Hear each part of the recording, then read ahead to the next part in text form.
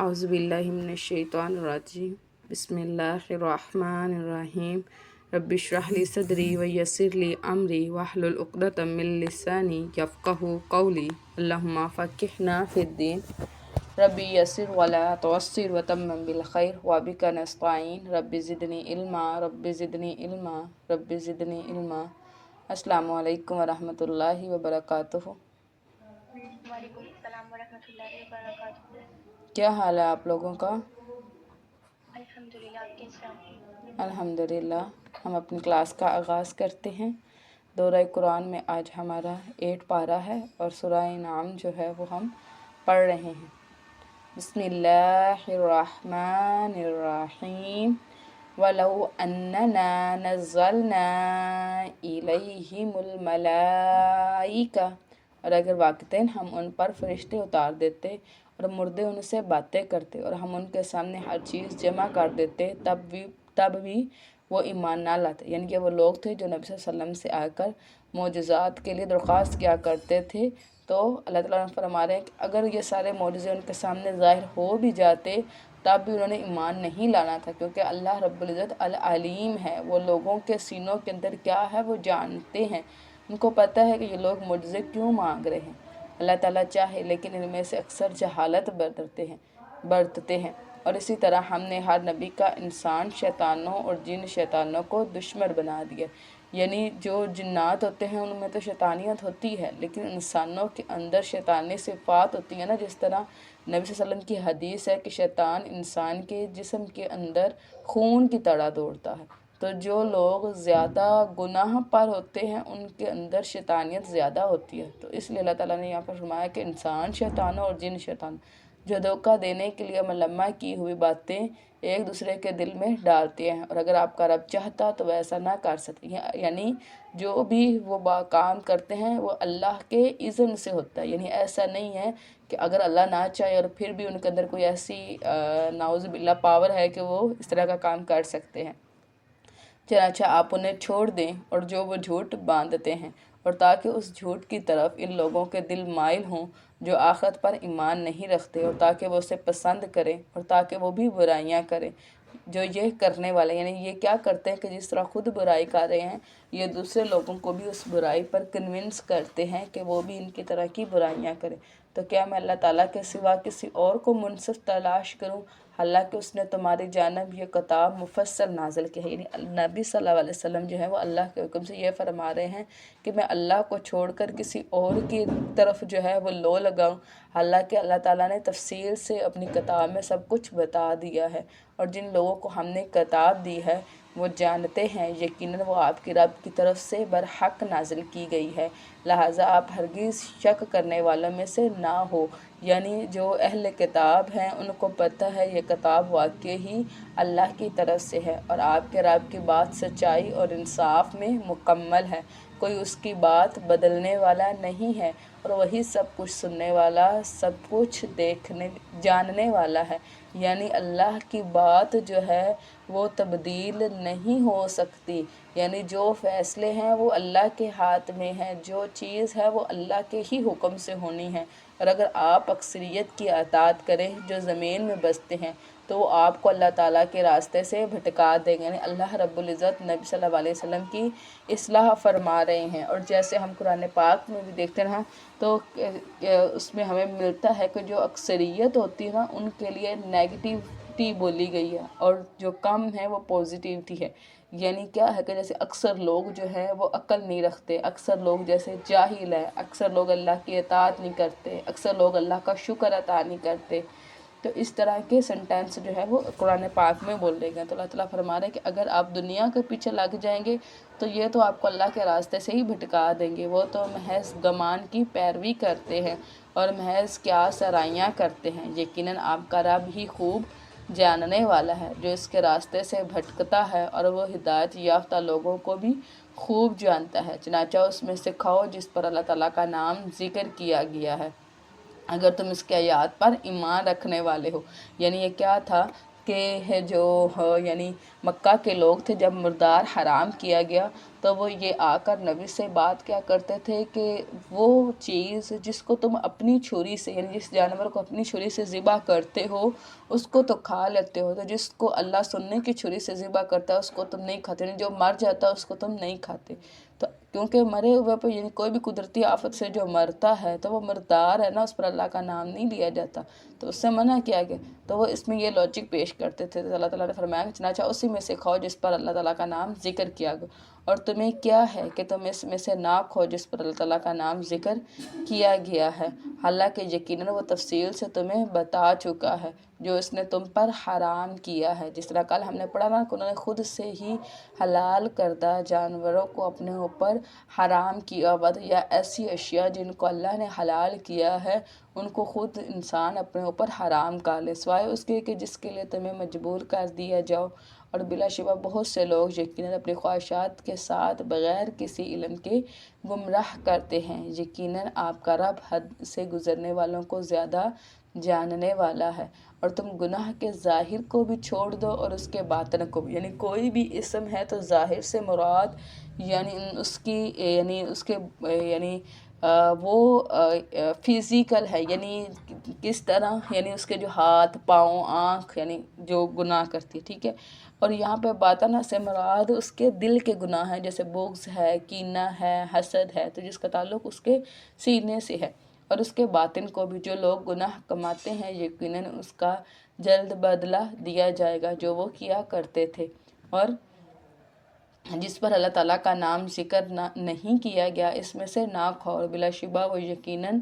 فسق ہے، اور بے شک شیاطین ضرور اپنے ساتھیوں کے دل میں ڈالتے ہیں تاکہ وہ تم سے جھگڑا کریں، یعنی شیاطین جو ہے وہ اس طرح کفار مکہ کے سینوں کے اندر اور دماغوں کے اندر یہ بات جو ہے وہ اتارتے ہیں کہ اس طرح یعنی جس طرح وہ کہتے ہیں کہ مردار کیوں حرام ہے، ٹھیک ہے، اور اگر تم ان کی اطاعت کرو گے تو بے شک تم بھی یقیناً مشرک ہو جاؤ گے۔ أَوَمَنْ كَانَ مَيْتًا فَأَحْيَيْنَاهُ، اور کیا وہ شخص جو مردہ تھا پھر ہم نے اسے زندہ کیا اور ہم نے اس کے لیے ایک روشنی بنا دی جس کے ساتھ وہ لوگوں میں چلتا ہے، اس شخص کی طرح ہو سکتا ہے جو اندھیروں میں ہے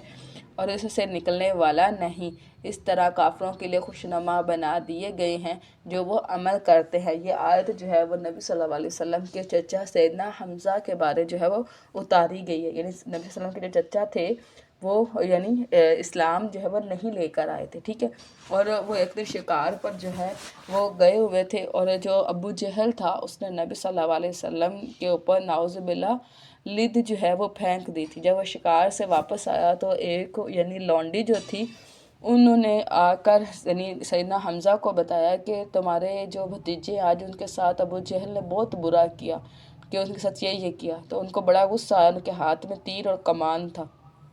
وہ آیا اور اس نے ابو جہل کے سر پر وہی کمان جو ہے وہ دے ماری جس سے اس کا سر پھٹ گیا، اور اس نے کہا کہ یعنی آگے سے جو ابو جہل تھا نا وہ ایسے عاجزی کرنے لگا کہ دیکھو وہ تو ہمارے بتوں کو برا بھلا کہتا ہے، یہ ہمارے باپ دادا کا دین ہے، فلاں ڈھمکاں، تو اس طرح کرنے لگا نا، تو یعنی وہ کتنا بے وقوف ہے، یعنی نعوذ باللہ اس نے یہ بات کی۔ تو سیدنا حمزہ نے فرمایا کہ تم سے زیادہ بے وقوف کون ہوگا جو یعنی بتوں کو پوج رہے ہو تم، ٹھیک ہے، یعنی اس سے تمہیں نہ کوئی نفع ہے نہ نقصان، یعنی اس طرح کا پورا ڈائلاگ ہوا۔ تو پھر سیدنا حمزہ نے کہا کہ میں اس پر ایمان لے کے آتا ہوں، اور اس وقت سیدنا حمزہ نے جو ہے وہ کلمہ پڑھ لیا اور وہ مسلمان ہو گئے۔ تو اللہ تعالیٰ نے اسے فرمایا کہ وہ شخص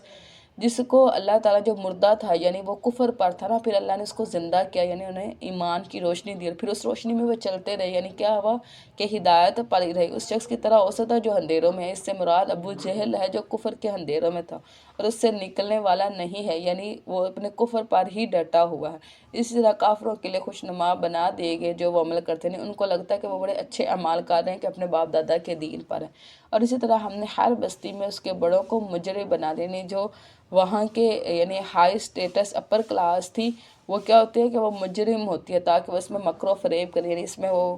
غلط کاریاں کرے، اور جو مکر و فریب کرتے ہیں اپنے ساتھ ہی کرتے ہیں اور وہ شعور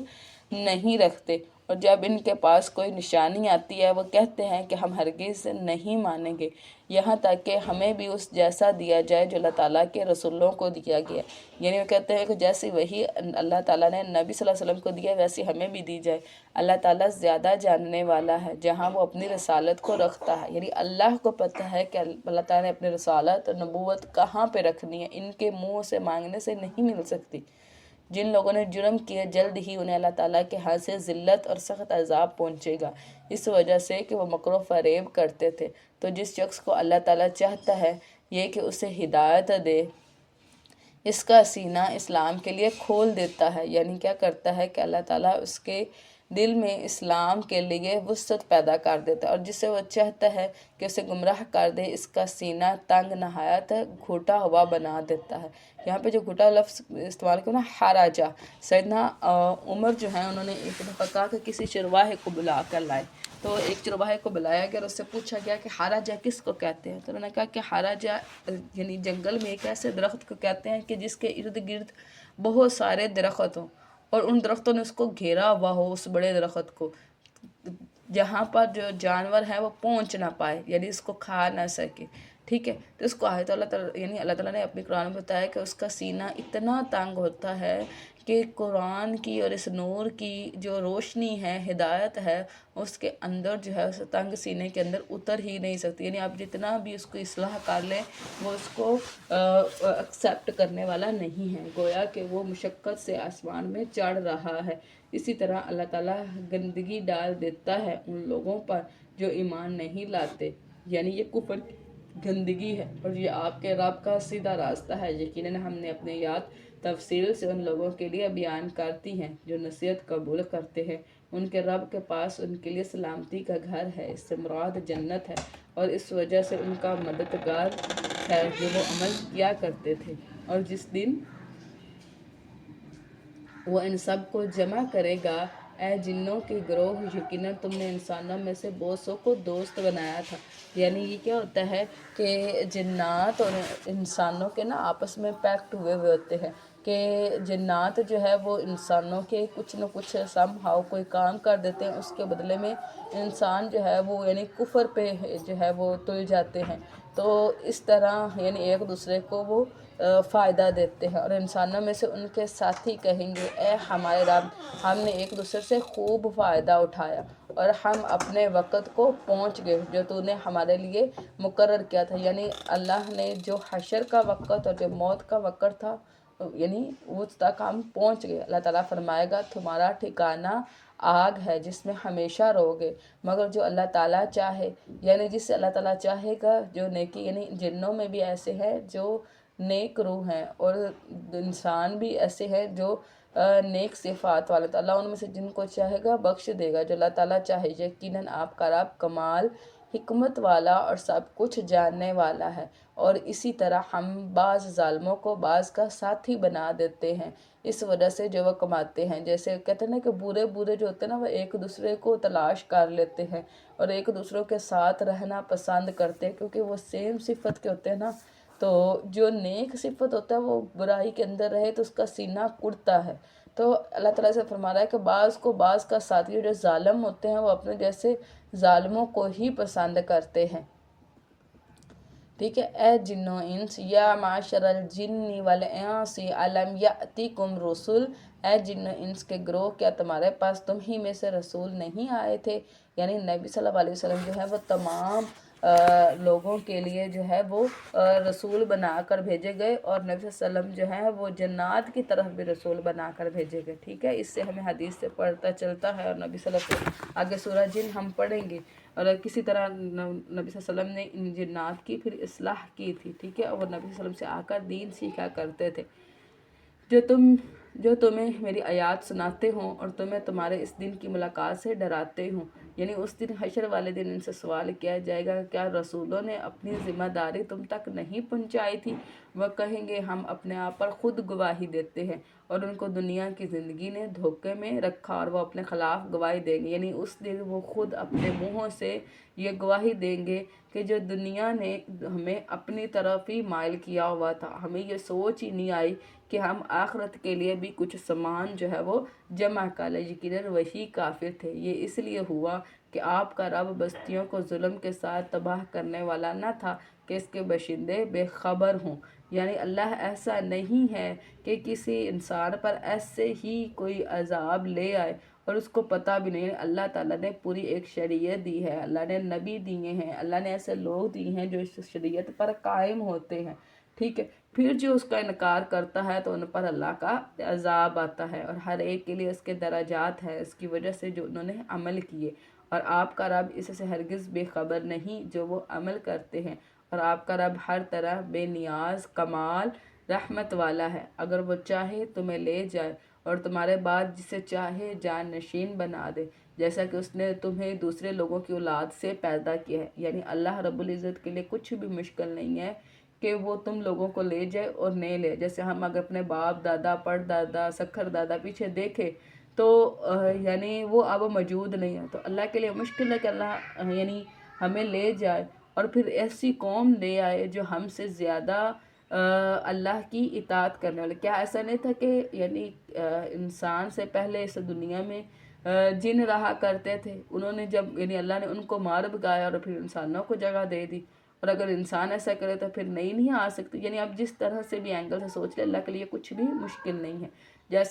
جیسا اس نے تمہیں دوسرے لوگوں کی اولاد سے پیدا کیا ہے، یقیناً جس دن کا تم سے وعدہ کیا جا رہا ہے وہ ضرور آنے والا ہے، اور تم ہرگز عاجز کر دینے والے نہیں ہو۔ یعنی اس سے آپ کو کوئی بھی یعنی آپ بھاگ نہیں سکتے اس دن سے۔ آپ کہہ دے اے میری قوم تم اپنی جگہ عمل کرو، یقیناً میں بھی عمل کرنے والا ہوں، پھر عنقریب تم جان لوگے وہ کون ہے جس کے لیے اس کا گھر کا اچھا انجام ہے۔ یعنی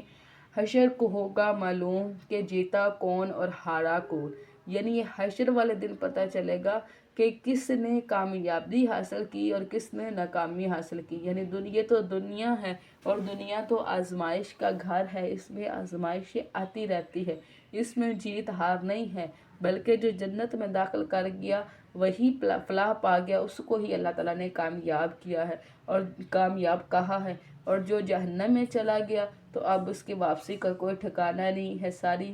یعنی ہمیشگی کی آگ کے اندر ہے وہ۔ یقیناً ظالم کامیاب نہیں ہوتے،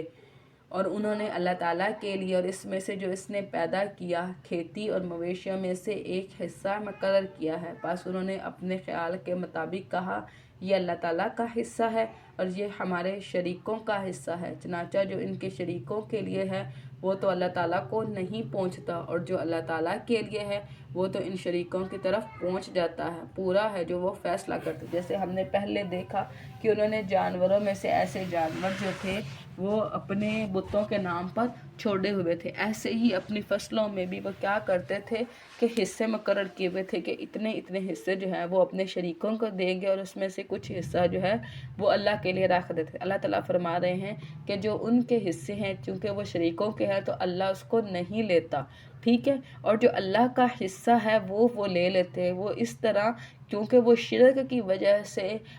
یعنی جو شرک کر رہے ہیں نا، تو اس وجہ سے جو وہ صدقہ دے رہے ہیں اللہ کی راہ میں، اللہ اس کو ایکسیپٹ نہیں کرتا۔ کسی بھی نیک عمل کی دو شرطیں ہیں، یعنی اس کے لیے ایمان کا ہونا اور دوسرا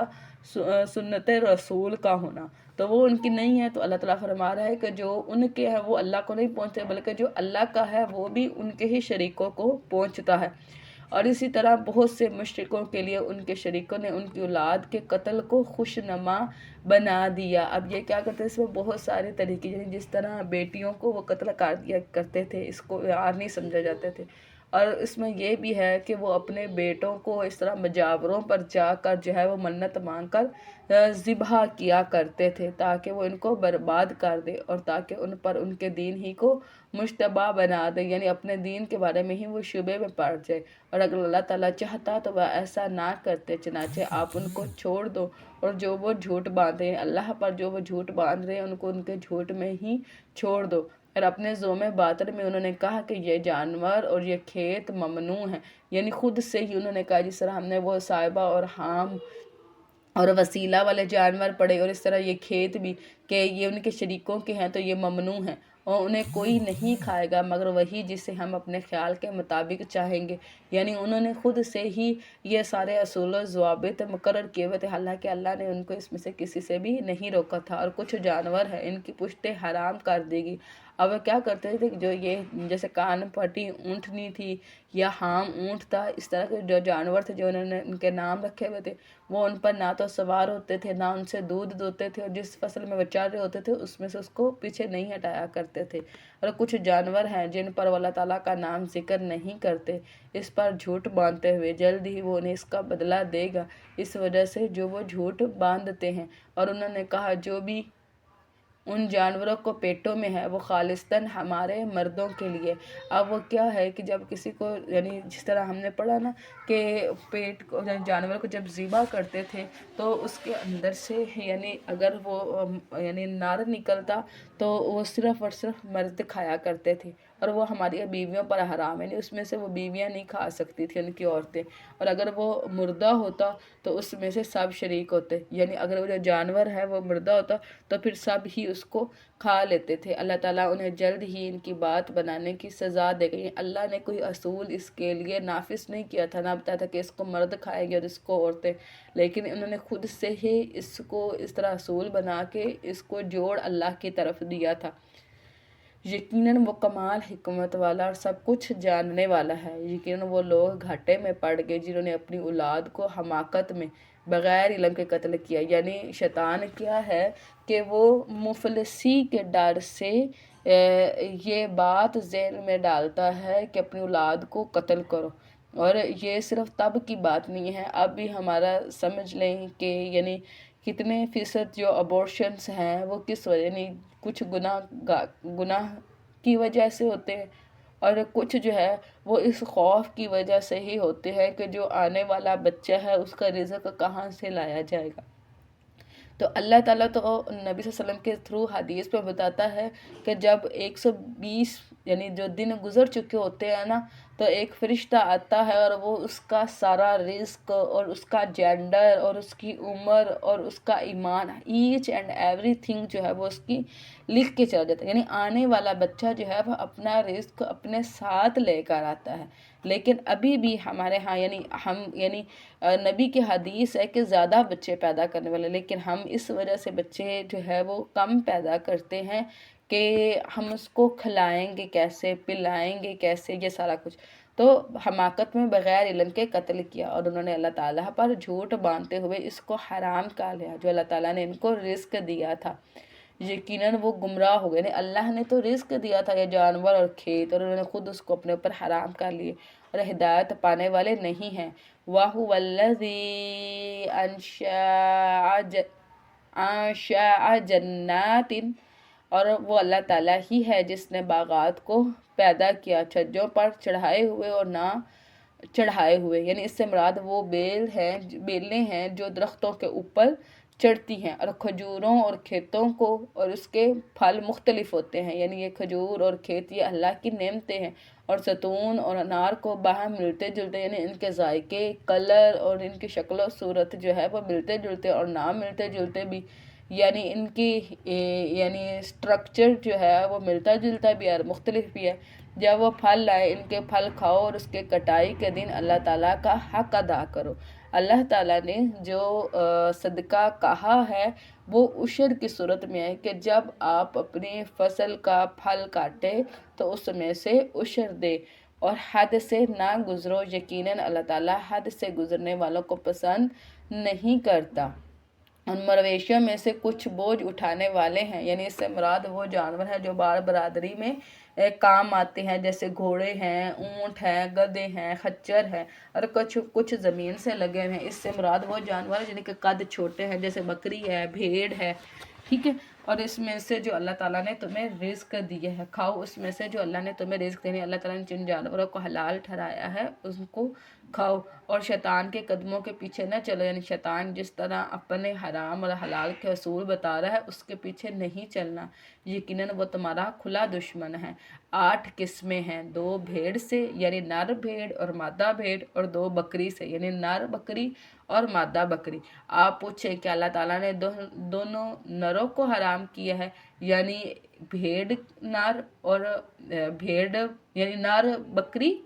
اور نر بھیڑ، کیا اللہ تعالیٰ نے ان دونوں کو حرام کیا ہے، یا دونوں ماداؤں کو، یا اس میں سے جو مادہ بکری ہے اور مادہ بھیڑ ہے کیا اللہ نے ان کو حرام کیا ہے، یا وہ بچہ جس پر ان دونوں ماداؤں کے رحم لپٹے ہوتے ہیں، یا یعنی وہ بچے جو ان بھیڑ یا بکری کے پیٹ میں ہوتا ہے، کیا اللہ تعالیٰ نے اس کو حرام کیا ہے؟ اگر تم سچے ہو تو مجھے کسی علم کے ساتھ بتاؤ۔ یعنی اللہ تعالیٰ فرما رہا ہے کہ اس میں سے کہاں سے آپ نے یہ اصول نکالا ہے کہ پیٹ میں نر ہوگا تو مردوں کے لیے حلال ہوگا، اور مادہ ہوگا تو اس میں سے مرد بھی کھائیں گے اور عورتیں بھی کھائیں گے؟ یہ اصول آپ لوگوں نے کہاں سے لیا ہے؟ اگر تم سچے ہو 2 اونٹ سے اور 2 گائیں سے۔ آپ پوچھیں کہ اللہ تعالیٰ نے دونوں نروں کو حرام کیا ہے یا دونوں ماداؤں کو، یا وہ بچہ جس پر دونوں ماداؤں کے رحم لپٹے ہوئے تھے؟ کیا تم اس وقت موجود تھے جب اللہ تعالیٰ تمہیں اس کی وصیت کی تھی؟ یعنی یہ جو اصول بتائے ہوئے اللہ تعالیٰ فرما رہا ہے کہ اگر اچھا آپ کہتے ہو کہ یہ اللہ کی طرف سے، حالانکہ تم اللہ کی طرف یہ جھوٹ باندھتے ہو، تو اللہ تعالیٰ فرما رہا ہے کہ اگر یہ اللہ کی طرف سے ہے تو جب اللہ یہ وصیت کر رہا تھا کیا تم لوگ اس وقت موجود تھے؟ چنانچہ اس سے بڑا ظالم کون ہوگا جس نے اللہ تعالیٰ پر جھوٹ باندھا؟ یعنی یہ کس قدر ظلم ہے کہ ایسی بات اللہ کے ساتھ منسوب کرنا جو اللہ نے نہیں کی۔ ہم انسان ہو کر اس بات کو پسند نہیں کرتے کہ جو کام یا جو بات ہم نے نہیں کی وہ ہمارے ساتھ جڑ جائے، تو اللہ تو کائنات کا رب ہے، وہ پسند کرے گا کہ ایسے احکام جو اللہ نے نہیں اتارے وہ خود سے راج کر کے یہ کہا جائے کہ وہ اللہ کی طرف سے ہے، جس نے اللہ تعالیٰ پر جھوٹ باندھا تاکہ لوگوں کو بغیر علم کے گمراہ کر دے۔ یقیناً اللہ تعالیٰ ظالم لوگوں کو ہدایت نہیں دیتا۔ قُلْ لَا أَجِدُ فِي مَا أُوحِيَ، آپ کہہ دیں مجھ پر جو وحی کی گئی ہے میں اس میں سے کوئی چیز نہیں پاتا جس کا کھانا کسی کھانے والے پر حرام کیا گیا ہو سوائے اس کے۔ یعنی اب اللہ رب العزت جو ہے وہ نبی صلی اللہ علیہ وسلم کو وحی کے ذریعے بتا رہے ہیں کہ اے نبی آپ ان سے کہیں کہ جو اللہ نے مجھے وحی کیا نا اس میں سے کوئی چیز حرام نہیں ہے سوائے اس لسٹ کے۔ وہ لسٹ کیا ہے کہ اس کے کہ وہ مردار ہو، یعنی مردار کی کوئی بھی قسم ہوگی تو وہ حرام ہی ہے، ٹھیک ہے، یا بہایا ہوا خون ہو، یعنی اس سے مراد جو ہے وہ خون جو بہہ نکلتا ہے۔ عربی لوگ کیا کرتے تھے، جو خون بہہ جاتا ہوتا تھا نا اس کو جمع کر لیتے تھے، پھر اس کو جماتے تھے، ٹھیک ہے، پھر اس خون کو انتڑیوں کے اندر بھرتے ہوتے تھے، پھر اس انتڑیوں کو فرائی کرتے تھے اور وہ ایک کباب کی شکل بن جاتا ہوتا تھا اور اس کو وہ کھاتے تھے۔ لیکن اللہ تعالیٰ نے اس خون کو منع کیا ہے۔ ہاں وہ خون حلال ہے جو یعنی بوٹی کے ساتھ لگا ہوا، جیسے عائشہ فرماتی ہے کہ میں گوشت پکاتی تھی تو خون کی وجہ سے جو کڑھائی یعنی جو رنگ ہوتا تھا سالن کا وہ بدل جایا کرتا تھا، اور میں نبی کو جب دیتی تو انہوں نے اس سے کوئی اعراض نہیں برتا، وہ اس کو کھا لیا کرتے تھے، ٹھیک ہے۔ یا سور کا گوشت کے یقیناً وہ ناپاک ہے، یعنی سور کی ہر چیز ناپاک ہے، اس کی بے جو ہے وہ ناپاک ہے، اس کا گوشت ناپاک ہے، اس کی چمڑی ناپاک ہے، اس کی ہر ایک چیز جو ہے وہ ناپاک ہے۔ یا وہ نافرمانی کا باعث ہو جس پر غیر اللہ کا نام پکارے، یعنی جو مجاوروں پر اور اس طرح آستانوں پر، پھر جو شخص مجبور کر یعنی انفورسمنٹ کے ساتھ کہ وہ نافرمانی کرنے والا نہ ہو اور حد سے گزرنے والا نہ ہو، تو بلا شبہ آپ کا رب بے حد بخشنے والا نہایت رحم والا ہے۔ ان لوگوں پر جو یہودی بن گئے ہم نے ہر ناخن والے جانور کو حرام کر دیا، اس سے مراد ہر وہ جانور جس کے ناخن تھے، جس کے پنجے جیسے پھٹے ہوئے تھے، تو اللہ نے ان سب کو کیا کیا حرام کر دیا۔ کس وجہ سے؟ اور گایوں اور بکریوں میں سے ہم نے ان پر ان دونوں کی چربیاں بھی حرام کر دی، بس سوائے چند چربیوں کے، سوائے اس کے جو ان دونوں کے پیٹھوں یا انتڑیوں نے اٹھائی ہیں۔ تو اب ان کے ساتھ جو چربی لگی ہوتی صرف وہ چربی کھا سکتے تھے، باقی کوئی فیٹ جو ہے وہ اس کا انٹیک نہیں کر سکتے تھے، یا جو کسی ہڈی کے ساتھ ملی ہوئی ہو، یا ہم نے انہیں ان کی سرکشی کی وجہ سے سزا دی اور بلا شبہ یقیناً ہم ہی سچے تھے۔ کیا کرتے تھے وہ؟ نافرمانیاں کرتے تھے، انبیاء کو ناحق قتل کرتے تھے۔ تو اس سزا کی وجہ سے اللہ تعالیٰ نے حلال چیزوں کو بھی ان کے اوپر کیا کر دیا؟ حرام کر دیا۔ پھر بھی اگر وہ آپ کو جھٹلائیں تو آپ کہہ دیں تمہارا رب وسیع رحمت والا ہے اور اس کا عذاب مجرم لوگوں سے ہٹایا نہیں جائے گا۔ جن لوگوں نے شرک کیا وہ بہت جلد کہیں گے کہ اگر اللہ تعالیٰ چاہتا تو نہ ہم شرک کرتے۔ اب وہ کیا کہتے ہیں کہ اللہ نے ہی ہمیں ایسے بنایا ہے۔ مطلب یہ اب بھی آپ دیکھیں گے، اگر یعنی یہ لوگ یہ جواز پیش کرتے ہیں کہ اگر اللہ تعالیٰ چاہتا ہے کہ ہم یعنی دین پر ہوں یا دیندار ہوں تو پھر یعنی اللہ تعالیٰ ہمیں اس کی توفیق بھی دے دے، بس جی توفیق ہی نہیں ملتی۔ یعنی آپ کوشش نہ کریں، یعنی یہ تو بالکل ایسے ہی ہے کہ جیسے ہر چیز آپ اللہ پر ڈال دیں، ایسا نہیں ہے، بلکہ اللہ تعالیٰ جو ہیں وہ سینوں کی باتوں کو جانتے ہیں۔ اپنے علم ہونے کی وجہ سے اللہ تعالیٰ بتاتے ہیں کہ یہ لوگ جو ہیں وہ شکیل قلب ہے اور یہ لوگ جو ہے وہ خیر پر ہے، ٹھیک ہے۔ تو یعنی اللہ نے تو قرآن بھی دے دیا، اللہ نے نبی بھی دے دیا، اللہ نے شریعت بھی دے دی، اللہ تعالیٰ نے یعنی ہر چیز کے لیے جو ہے وہ ایک یعنی اس کا ہر کوسچن کا آنسر دے دیا۔ اس کے بعد بھی آپ یہ کہیں جی ہمیں نہیں ملتا، تو پھر یہ تو آپ کا نکما پن ہے، اللہ نے تو نہیں ایسے کیا۔ تو پھر جو اللہ سے اس طرح نااہلی برتیں گے تو ان کا حق جو ہے وہ جہنم ہی ہے۔ جن لوگوں نے شرک کیا وہ بہت جلد کہیں گے کہ اگر اللہ تعالیٰ چاہتا نہ تو ہم شرک کرتے اور نہ ہی ہمارے باپ دادا، اور نہ ہم کسی چیز کو حرام کرتے۔ اس طرح ان لوگوں نے بھی جھٹلایا تھا جو ان سے پہلے تھے۔ اللہ تعالیٰ فرما رہے ہیں یہ کوئی نئی بات نہیں ہے، ان سے پہلے بھی جو تھے انہوں نے بھی یہی ڈائیلاگ جو ہے وہ استعمال کیے تھے، یہاں تک کہ انہوں نے ہمارا عذاب چکھ لیا۔ تو اس کا نتیجہ کیا ہوتا ہے؟ اللہ کا عذاب۔ آپ پوچھیں کیا تمہارے پاس کوئی علم ہے تو تم اسے ہمارے لیے نکال لاؤ، تم گمان کے سوا کسی چیز کی پیروی نہیں کرتے اور تم محض قیاس آرائیاں کرتے۔ یعنی اللہ تعالیٰ فرما رہا ہے کہ یہ جو تم اتنی بڑی بڑی سٹیٹمنٹس دے رہے ہو کہ اللہ اگر چاہتے تو یہ ہو جاتا فلاں ڈھمکا، تو اللہ تعالیٰ فرما رہے ہیں کہ یہ تمہارے پاس کوئی یعنی کوئی لکھی ہوئی چیز تھی، یعنی تمہارے پاس یہ کوئی علم تھا، یا اپنے طرف سے ہی گمان کیے جا رہے ہو، اللہ پر گمان کر رہے ہو۔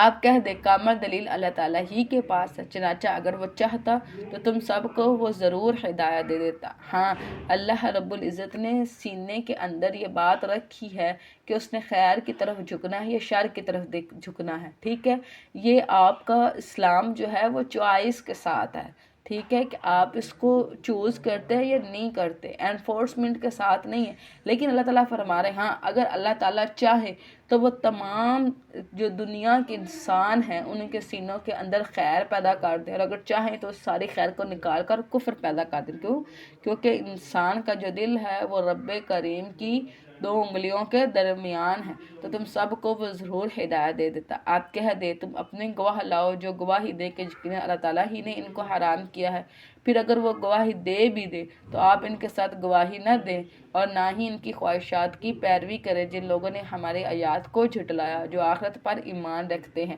کیوں تو وہ پہلے جھوٹ بول رہے ہیں اور پھر وہ جھوٹی گواہی بھی دے دیں گے۔ جب وہ جھوٹی قسم اٹھا کے گواہی دیں گے تو پھر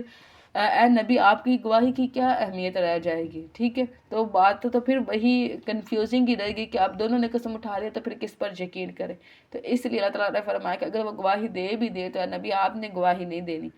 ہماری آیات کو جھٹلایا اور جو آخرت پر ایمان نہیں رکھتے وہی دوسروں کو اپنے رب کے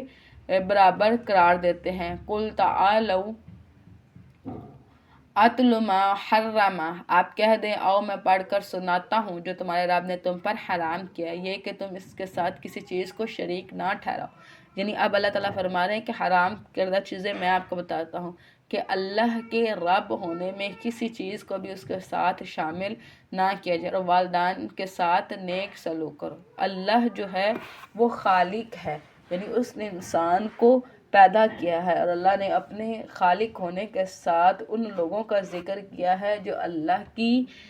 تخلیق کا ذریعہ بنتے ہیں، والدین۔ تو اللہ تعالیٰ فرمایا کہ ان کے ساتھ نیک سلوک کرو اور اپنی اولاد کو مفلسی کے ڈر سے قتل نہ کرو، یعنی اس خوف سے کہ وہ بھی ہمارے ساتھ یعنی ہمارے کھانے میں شامل ہو جائیں گے، تو اللہ تعالیٰ فرما رہا ہے کہ اس خوف سے ان کو قتل نہ کرو، یہ بڑے گناہوں میں سے ہیں جن کی لسٹ بتائی جا رہی ہے۔ ہم تمہیں بھی رزق دیتے ہیں اور ان کو بھی دیتے ہیں، یعنی اللہ ہی جو ہے وہ رزق دینے والا ہے۔ اور بے حیائی کے قریب نہ جاؤ، یہاں پہ جو لفظ فواحش استعمال کیا گیا نا، اس سے مراد ہر وہ چیز ہے جو اللہ کے حدود سے یعنی کراس کر دی، یعنی ہر وہ گناہ جو اللہ کی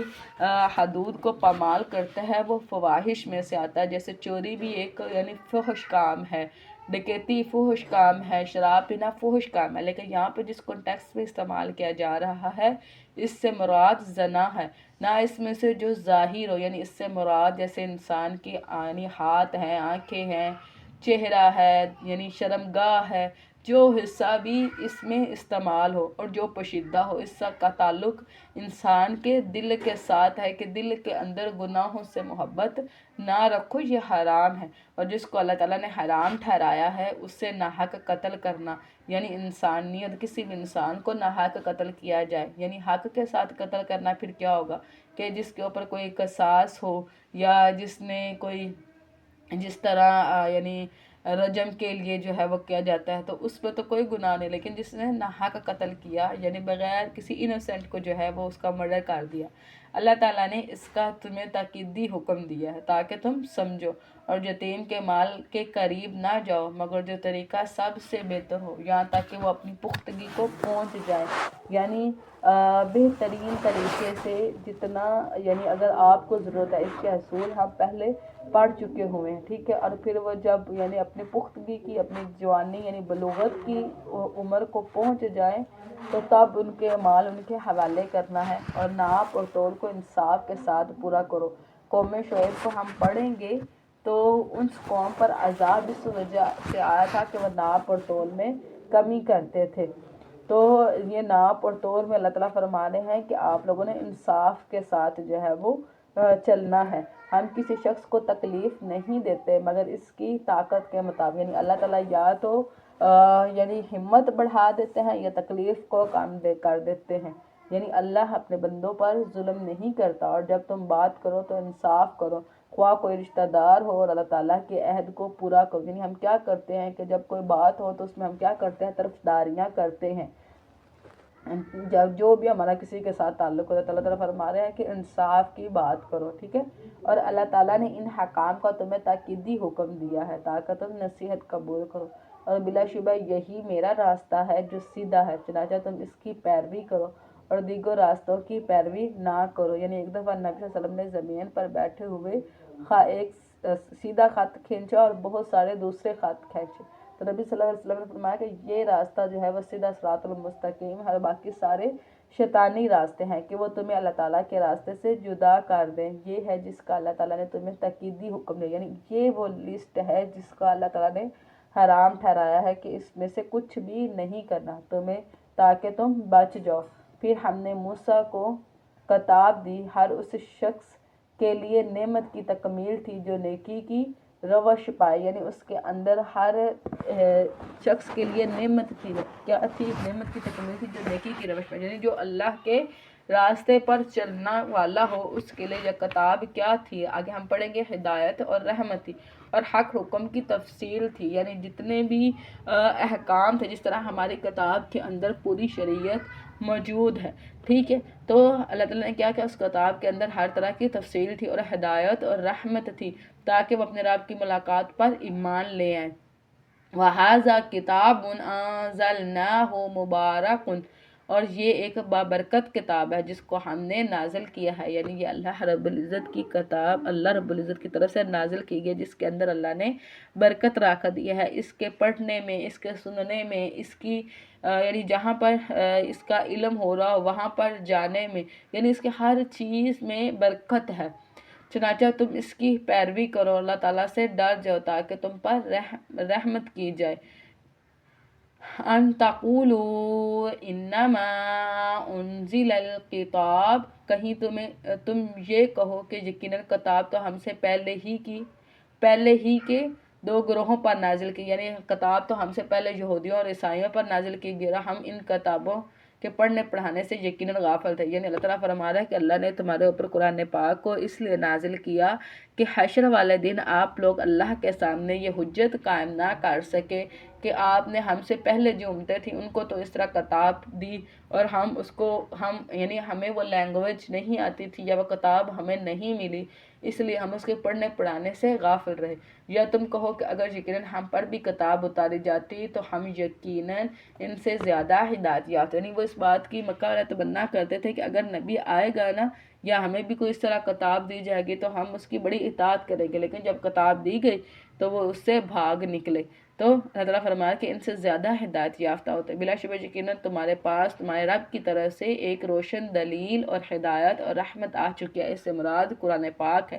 پھر اس سے بڑا ظالم کون ہے جس نے اللہ تعالیٰ کی آیات کو جھٹلایا اور ان سے کنارہ کشی اختیار کی، یعنی اللہ کے کلام کا ہی سرے سے انکار کر دیا اور کہا کہ یہ اللہ کی طرف سے نہیں ہے بلکہ ایک امی شخص کی طرف جو ہے وہ اس کا اشارہ کیا کہ وہ آ کر نبی کو جو ہے وہ یہ قرآن سکھاتا ہے۔ ہم انہیں جلد ہی بہت برے عذاب کی سزا دیں گے جو ہمارے آیات سے کنارہ کشی اختیار کرتے ہیں۔ اس کے بدلے جو وہ کنارہ کشی اختیار کرتے ہیں وہ انتظار نہیں کر رہے مگر یہ کہ ان کے پاس فرشتے آ جائیں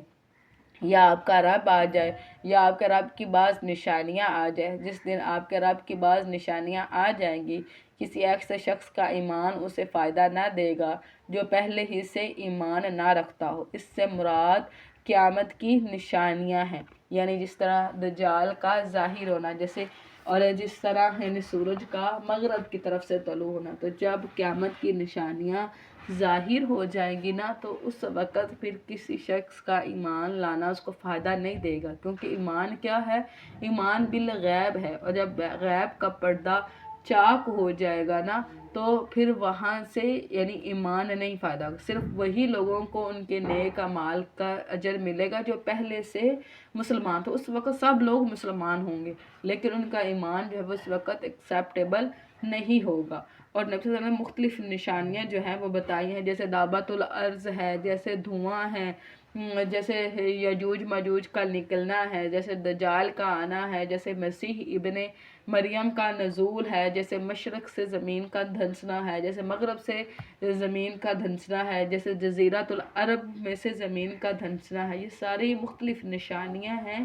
جو قرب قیامت میں پوری ہوں گی، جیسے سورج کا مغرب کی طرف سے طلوع ہونا ہے۔ جو پہلے سے ایمان نہ رکھتا ہو یا اس نے اپنے ایمان میں کوئی نیکی نہ کمائی تھی، آپ کہہ دے تم بھی انتظار کرو، بلا شبہ ہم بھی انتظار کرنے والے ہیں۔ یقیناً جن لوگوں نے اپنے دین کو ٹکڑے ٹکڑے کر ڈالا اور گروہ گروہ بن گئے ان سے آپ کا کوئی تعلق نہیں، یعنی اس سے مراد ہے کہ جنہوں نے یعنی امت ایک ہی امت تھی نا، تمام لوگ ایک ہی تھے، توحید پر تھے، پھر کیا ہوگا؟ فرقہ میں پڑ گئے، یعنی کوئی یہودی ہو گئے، کوئی عیسائی ہو گئے، کوئی ڈفرینٹ مذاہب میں ہو گئے، یا جس طرح جیسے امت محمدی اور نبی صلی اللہ علیہ وسلم سے فرمایا کہ یہودی جو تھے وہ 71 فرقوں میں اور عیسائی جو تھے وہ 72 فرقوں میں، اور میری امت جو ہے وہ 73 فرقوں میں تقسیم ہو جائے گی، جس میں صرف ایک فرقہ جنتی ہے اور باقی سارے جہنمی ہیں۔ اور جب صحابہ نے پوچھا کہ یا رسول اللہ وہ کون سا، تو نبی صلی اللہ علیہ وسلم نے فرمایا کہ وہ جو یعنی مجھ پر اور میرے صحابہ کی سنت پر ہوگا، یعنی وہی طریقہ کار جو قرآن کے ساتھ جڑے ہوئے ہوں گے۔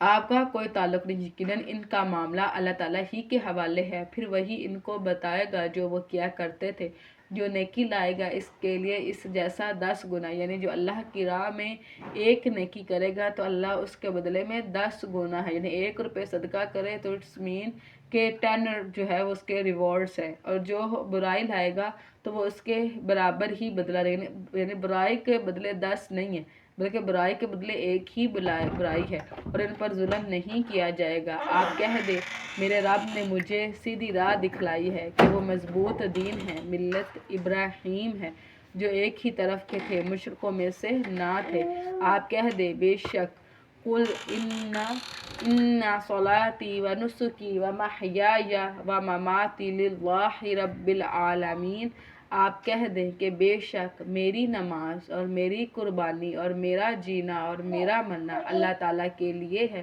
جو جہانوں کا رب ہے۔ یہ بہت بڑی بات اور بہت بڑی سٹیٹمنٹ ہے، کہ آپ اپنی ہر ایک چیز جو ہے وہ اللہ کی طرف لگا دے. اور یہی سیدنا ابراہیم کا رویہ تھا کہ ان کے لیے اللہ تعالیٰ نے حنیفہ کی صفت جو ہے وہ استعمال کی ہے کہ وہ کیا تھے کہ وہ یکسو تھے، یعنی ان کی ہر ایک چیز کہاں سے شروع ہوتی؟ اللہ سے، اور ختم کہاں پر؟ اللہ سے. وہ کیا تھے؟ وہ اللہ اورینٹڈ تھے. تو آپ کا سینٹرل پارٹ آپ کی لائف کا کیا واقعی ہی اللہ ہے؟ یہ ہم نے سوچنا ہے. اس کا کوئی شریک نہیں ہے. تو مجھے اسی کا حکم دیا گیا کہ میں سب سے پہلا فرما بردار ہوں. آپ کہہ دیں کیا میں اللہ تعالیٰ کے سوا کوئی اور رب تلاش کروں؟ اللہ کہ وہی ہر چیز کا رب ہے. کوئی جان نہیں کماتی مگر اسی پر اور کوئی بوجھ اٹھانے والی کسی دوسرے کا بوجھ نہ اٹھائے گی. جیسے نبی صلی اللہ علیہ وسلم سے پوچھا گیا ولد زنا کے بارے میں،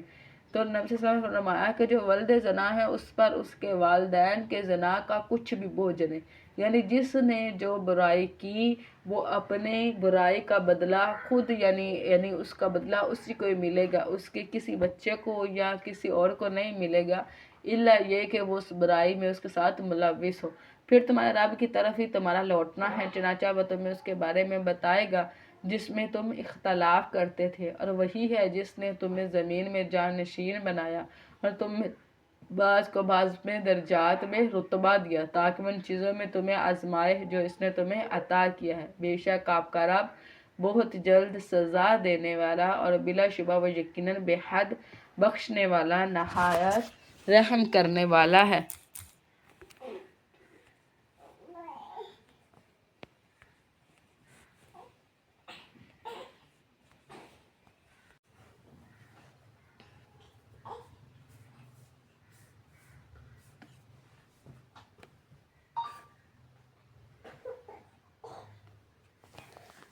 ہم اپنی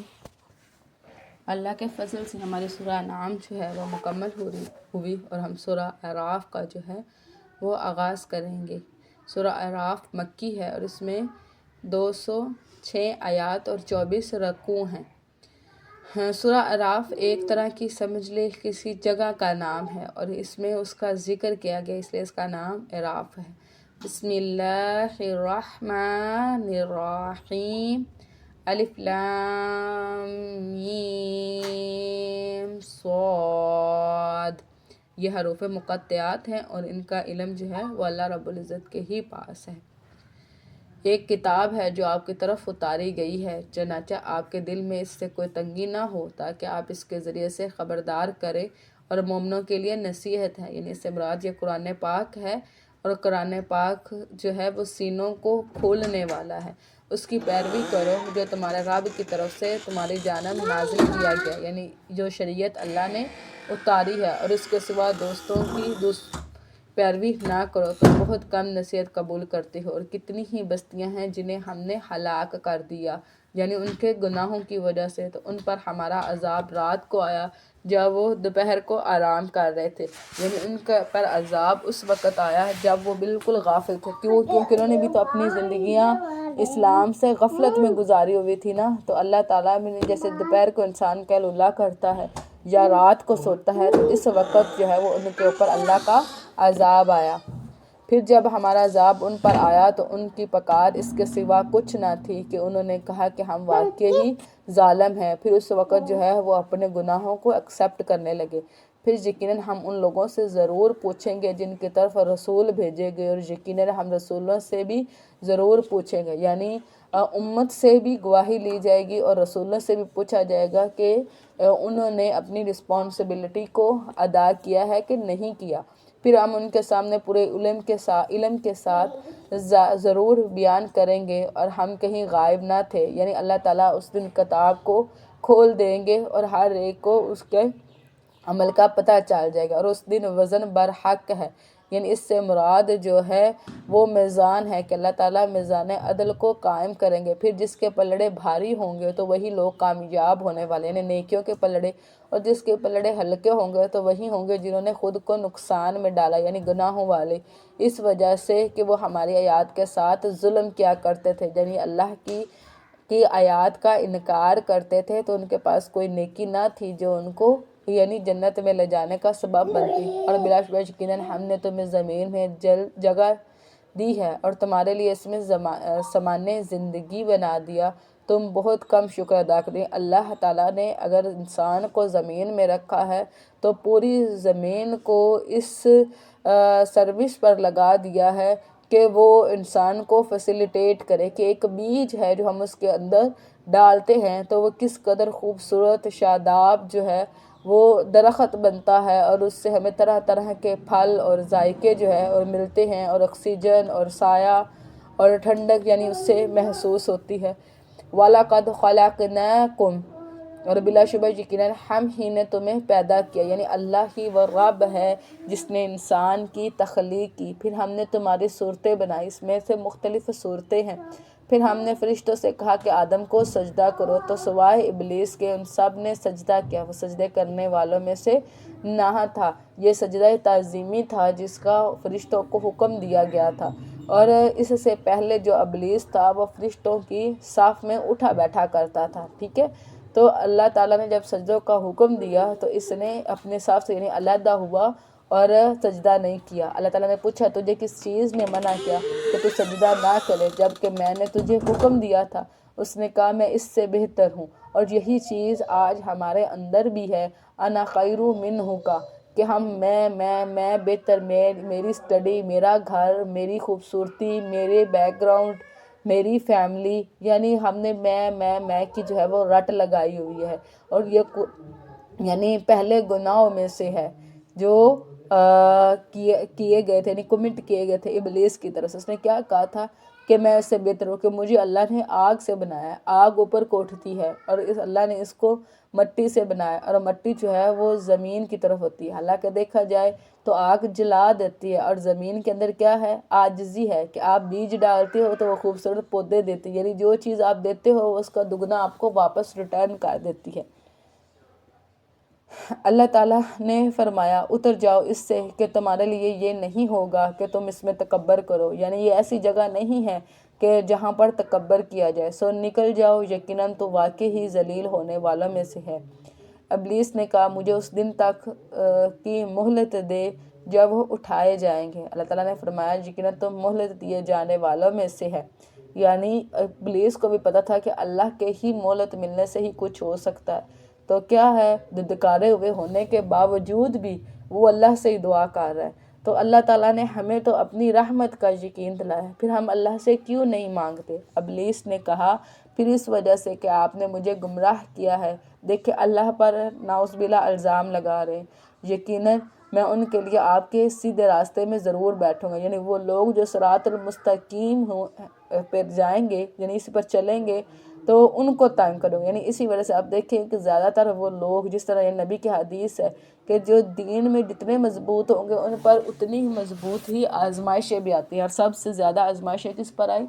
انبیاء پر آئی، پھر میں لازم ان کے آگے سے اور ان کے پیچھے سے، ان کے دائیں اور ان کے بائیں سے ان پر آؤں گا، اور آپ ان میں سے اکثر کو شکر گزار نہ پائیں گے۔ اللہ تعالیٰ نے فرمایا نکل جاؤ یہاں سے، مذمت کیا ہوا، دھتکارا ہوا، یقیناً جو بھی ان میں سے تیری پیروی کرے گا تو میں لازماً تم سب سے جہنم کو بھر دوں گا۔ یعنی اللہ تعالیٰ شیطانوں کو، اور وہ لوگ جو شیطانوں کی بات مانیں گے، اللہ تعالیٰ ان کو جہنم میں ڈال دیں گے۔ اے آدم، آپ اور آپ کی بیوی دونوں جنت میں رہو، اور جہاں سے چاہو دونوں کھاؤ، اور دونوں اس درخت کے قریب نہ جاؤ ورنہ تم دونوں ظالموں میں سے ہو جاؤ گے۔ پھر شیطان نے ان دونوں کے لیے وسوسہ ڈالا تاکہ وہ ان دونوں کے لیے ظاہر کر دے ان دونوں کی شرمگاہوں کو جو کچھ ان سے چھپایا گیا تھا، یعنی جو چھپانے کے یعنی یہاں سے شرمگاہوں کا کھل جانا بڑے امور میں سے ہے۔ تو سب سے پہلا یعنی کیا ہوا کہ شرمگاہ کو کھلوانا۔ تو آج بھی آپ دیکھیں کہ شیطان اسی راہ پر ہے کہ انسان کو ننگا کرنے والا ہے۔ آپ خود دیکھیں کہ کس طرح ہمارے پردے تھے اور وہ کم ہوتے ہوتے کہاں تک پہنچ گئے، اور ہمارے گلے کیسے ہوتے تھے اور وہ ڈیپ ہوتے ہوتے کیسے ہو گئے، اور ہماری سلیوز کیسی ہوتی تھی اور وہ کم ہوتی ہوتی کہاں تک پہنچ گئی، اور ہمارے ٹراؤزرز ٹائٹ ہوتے ہوتے کیسے ٹائٹ ہو گئے۔ تو یہ کیا ہے کہ یہ شیطان ہے جو مزین کروانے کے لیے یعنی گناہ کروانے کے لیے ان چیزوں کو، اس فیشن کو کہتا ہے کہ یہ بہت خوبصورت ہے، ٹھیک ہے۔ اور اس نے کہا تمہارے رب نے تم دونوں کو اس درخت سے نہیں روکا مگر اس لیے کہ کہیں تم دونوں فرشتے نہ بن جاؤ، یعنی یہ انسان کی نیچر میں ہے کہ وہ فرشتہ بننے کی کوشش جو ہے وہ کرتا ہے، لیکن اللہ نے جن کمیوں کے ساتھ اور جن کے ساتھ اس کو بنایا ہے اسی کو ہی ایکسیپٹ کرنا ہے، یا ہمیشہ رہنے والوں میں سے ہو جاؤ۔ اور یہ بھی نیچر ہے کہ وہ چاہتا ہے کہ میں ہمیشہ زندہ رہوں، میری بادشاہی ہمیشہ رہے، میری سلطنت ہمیشہ قائم رہے۔ اور اس نے ان دونوں کے سامنے قسمیں کھائیں، بلا شبہ میں تم دونوں کے لیے یقیناً خیر خواہوں میں سے ہوں، یعنی اس نے پختہ قسمیں کھائیں، کن کے سامنے؟ سیدنا آدم اور سیدنا حوا کے سامنے۔ پھر اس نے دھوکے سے ان دونوں کو نیچے اتار دیا۔ اب جب انہوں نے یعنی وہ درخت کھا لیا تو ان کی جو شرمگاہیں تھیں وہ ان کے لیے کھل گئی۔ پھر جب ان دونوں نے درخت کو چکھا تو ان دونوں کی شرمگاہیں ایک دوسرے کے سامنے ظاہر ہوگی، اور وہ دونوں اپنے اوپر جنت کے پتوں کو چمکانے لگے، یعنی حیا کی وجہ سے وہ جنت کے پتوں کو، درخت جو تھے ان کے پتوں کو اپنے اوپر لگانے لگے۔ اور ان دونوں کو ان کے رب نے پکارا، کیا میں نے تم دونوں کو اس درخت سے روکا نہ تھا؟ یعنی اللہ تعالیٰ فرمائے گا کہ میں نے اسے نہیں منع کیا تھا، اور میں نے تم سے کہا نہیں تھا کہ شیطان بلا شبہ تم دونوں کا کھلا دشمن ہے۔ ان دونوں نے کہا اے ہمارے رب۔ اب یہ دعا ہے، یعنی بعض جب ہم سورہ بقرہ میں پڑھے تھے کہ سیدنا آدم نے ایک دعا کی، تو بعض یعنی یہ کنسیپٹ پایا جاتا ہے کہ سیدنا آدم نے آسمان پر نبی صلی اللہ علیہ وسلم کا نام لکھا ہوا پایا تھا یا کلمہ لکھا ہوا پایا تھا، تو اس کے واسطے سے انہوں نے دعا قبول ہوئی۔ لیکن اللہ رب العزت اپنے ہی قرآن پاک میں ہمیں بتا رہے ہیں کہ انہوں نے کیا دعا کی تھی، ربنا ظلمنا انفسنا، کہ اے ہمارے رب ہم نے اپنی جانوں پر ظلم کیا ہے، وَإِن لَّمْ تَغْفِرْ لَنَا وَتَرْحَمْنَا لَنَكُونَنَّ مِنَ الْخَاسِرِينَ، اور اگر آپ نے ہمیں معاف نہ کیا اور ہم پر رحم نہ کیا تو ہم ضرور نقصان اٹھانے والوں میں سے ہو جائیں گے۔ اس آیت کو آپ نے انڈر لائن کر لینا، یہ سیدنا آدم کی دعا ہے اور اس کو آپ حفظ کریں گے انشاءاللہ۔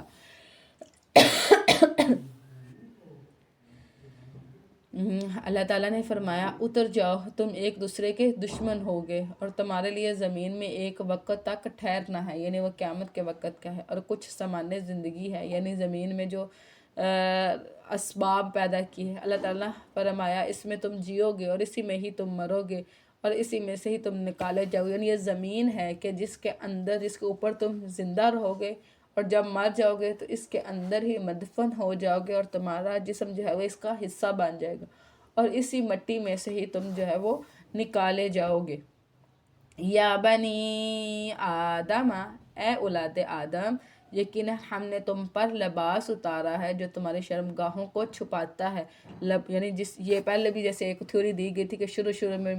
یعنی انسان جو تھا وہ ننگا تھا، ایسا نہیں ہے، بلکہ اللہ نے حیا دی ہے، لباس اتارا جو تمہاری شرمگاہوں کو چھپاتا ہے اور زینت ہے، اور تقویٰ کا لباس ہی بہتر ہے۔ یعنی اللہ تعالیٰ نے لباس کے پرپس بتائے ہیں کہ ایک کیا ہے، یعنی حفاظت ہے، یعنی سردی گرمی سے حفاظت، دوسری کیا ہے، شرمگاہ کو چھپانا یعنی پردے کی چیز ہے، اور تیسری کیا چیز ہونی چاہیے، اس کے اندر آرائش ہونی چاہیے، یعنی وہ زینت مہیا کرتا ہے۔ یعنی لباس، یعنی خوبصورت لباس بھی اللہ کی نعمت ہے اور ان کو استعمال کر لینا چاہیے، لیکن سب سے زیادہ بہتر کیا ہے، تقویٰ جو آپ کے سینوں کے اندر ہے۔ یہ اللہ تعالیٰ کی نشانیوں میں سے ہے تاکہ لوگ سبق حاصل کریں۔ اے اولاد آدم، شیطان تمہیں ہرگز فتنے میں نہ ڈالے جیسے کہ اس نے تمہارے والدین کو جنت سے نکلوایا، یعنی جس طرح اس نے ان کو جنت سے نکالا تھا تمہیں بھی، یعنی ہر انسان کا جنت میں بھی ایک گھر ہے اور جہنم میں بھی ایک گھر ہے، ٹھیک ہے۔ اور انسان جو نیک عمل کرتے رہیں گے تو وہ جنت میں جائیں گے، اور جہنم کے جو گھر ہے ان کے دوسرے کافر لوگوں کو وارث بنا دیا جائے گا، اور اس طرح اگر برے اعمال کرتے رہیں گے تو جہنم میں جائیں گے، اور جنت کا جو گھر ہے وہ دوسرے جنتیوں کو دے دیا جائے گا، اس کو وارث بنا دیا جائے گا۔ تو اللہ تعالیٰ فرما رہا ہے کہ اس نے تمہارے والدین کو بھی جنت سے نکلا تھا، کہ یہ نہ ہو کہ جو تمہیں بھی جنت سے نکلوا دے، وہ ان دونوں کے لباس ان سے اترواتا تھا، یعنی یہ وہ غلط حرکت تھی، یعنی جو پہلی یعنی جو نافرمانی کی وجہ سے کیا ہوا، لباس اتر گئے، تاکہ وہ ان دونوں کو ایک دوسرے کی شرمگاہیں دکھائے کس قدر بری بات ہے. انسان کو منع کیا گیا کہ کبھی بھی جو یعنی شرمگاہ ہے وہ کسی پر ظاہر نہیں کرنی، الا یہ کہ جو آپ کے یعنی آپ کی وائف ہے یا آپ کی لونڈی ہے، اور اس میں بھی بقدر ضرورت جو ہے وہ آپ یعنی پردہ کو ہٹائیں گے. یقیناً وہ اور اس کے ساتھی تمہیں ایسی جگہ سے دیکھتے ہیں جہاں سے تم انہیں نہیں دیکھتے. یعنی اس سے کیا مراد ہے کہ شیطان جو ہے وہ انسان کے جسم میں سرایت کرتا ہے اور دیکھتا ہے کہ کون سا حصہ زیادہ کمزور ہے، پھر کمزور جگہ پر جو ہے وہ اٹیک کرتا ہے. تو اس لیے تعالیٰ فرما رہا ہے کہ وہ تمہیں وہاں سے دیکھتے ہیں جہاں سے تم ان کو نہیں دیکھ سکتے. ہم نے شیطانوں کو ان لوگوں کے لیے دوست بنا دیا ہے جو ایمان نہیں رکھتے، اور جب وہ کوئی بے حیائی کرتے ہیں تو کہتے ہیں ہم نے اپنے باپ دادا کو اسی پر پایا ہے، اور اللہ تعالیٰ نے ہمیں اس کا حکم دیا ہے. آپ کہہ دیں یقیناً اللہ تعالیٰ بے حیائی کا حکم نہیں دیتا. کیا تم اللہ تعالیٰ پر وہ باتیں کہتے ہو جو تم نہیں جانتے؟ اب یہ کیا تھا کہ نبی صلی اللہ علیہ وسلم کی شریعت کے سے پہلے جو لوگ تھے وہ کعبۃ اللہ کا طواف ننگے کیا کرتے تھے. عورتیں جو تھی وہ رات کو کیا کرتی تھی اور جو مرد تھے وہ دن کو کیا کرتے تھے، الا یہ کہ جو قریشی ہیں وہ اپنا کوئی کپڑا ان کو دے دے. اور ظاہر ہے کہ قریشیوں کے پاس اتنے کپڑے تو نہیں تھے کہ سب عرب کو اپنے کپڑے دے سکیں، اور ان کو بھی یہ اس لیے حاصل تھا کہ وہ کعبہ کے متولی تھے. ٹھیک ہے، اور ان کا کنسیپٹ یہ تھا کہ جن کپڑوں میں ہم ساری دن گناہ کرتے ہیں اس کپڑے کو پہن کر ہم کعبہ کا طواف نہیں کریں گے. حالانکہ عقل کے ماروں کو یہ نہیں پتہ تھا کہ ننگے طواف کرنا زیادہ بے ادبی کے خلاف ہے، تو اس پر اللہ تعالیٰ نے یہ حکم جاری کیا. آپ کہہ دیں میرے رب نے انصاف کا حکم دیا ہے، یعنی یہ آیت نازل ہوئی تھی، اور ہر نماز کے وقت اپنا رخ سیدھا رکھو اور دین کو اس کے لیے خالص کر کے اسی کو پکارو. جیسے اس نے تمہاری ابتدا کی ہے اسی طرح تمہارا دوبارہ لوٹو گے. ایک گروہ کو اس نے ہدایت دی ہے اور دوسرے گروہ پر گمراہی ثابت ہو چکی. یقیناً انہوں نے اللہ تعالیٰ کو چھوڑ کر شیطانوں کو دوست بنا رکھا ہے اور وہ سمجھ رہے ہیں کہ بلا شبہ وہی ہدایت پانے والے ہیں. اے اولاد آدم، ہر نماز کے وقت اپنی زینت اختیار کرو. یعنی اس سے مراد یہ ہے کہ جب آپ نماز کے لیے آؤ تو ستھرے اور پاک صاف ہو کر جو ہے وہ اللہ کے سامنے جو ہے وہ کھڑے ہوں. یعنی نماز کے بارے میں کیا ہے کہ نماز مومن کی معراج ہے کہ آپ اللہ سے ملنے والے ہوتے ہو. تو اس لیے یعنی باوضو ہو کر اور پاک صاف جگہ پر، یعنی ہر چیز جو ہے وہ پاکی جس کو حاصل ہو. ٹھیک ہے، اور کھاؤ اور پیو اور تم حد سے نہ گزرو. یعنی جو حلال چیزیں خود پر حرام کی ہوئی ہیں ان میں سے ایسے نہ کرو، بلکہ جو حلال اللہ نے کیا ان کو ان میں سے کھاؤ اور پیو. یعنی لوگ کیا کرتے تھے حج کے موقع پر مرغن غذائیں کھانا بند کر دیتے تھے. اللہ تعالیٰ نے اس لیے حکم فرمایا کہ کھاؤ اور پیو. یقیناً اللہ تعالیٰ حد سے گزرنے والوں کو پسند نہیں کرتا. قل من حرم زینت اللہ، آپ پوچھے کس نے اللہ تعالیٰ کی زینت کو حرام کر دیا. یعنی اللہ کس نے کہا کہ اللہ تعالیٰ جو ہے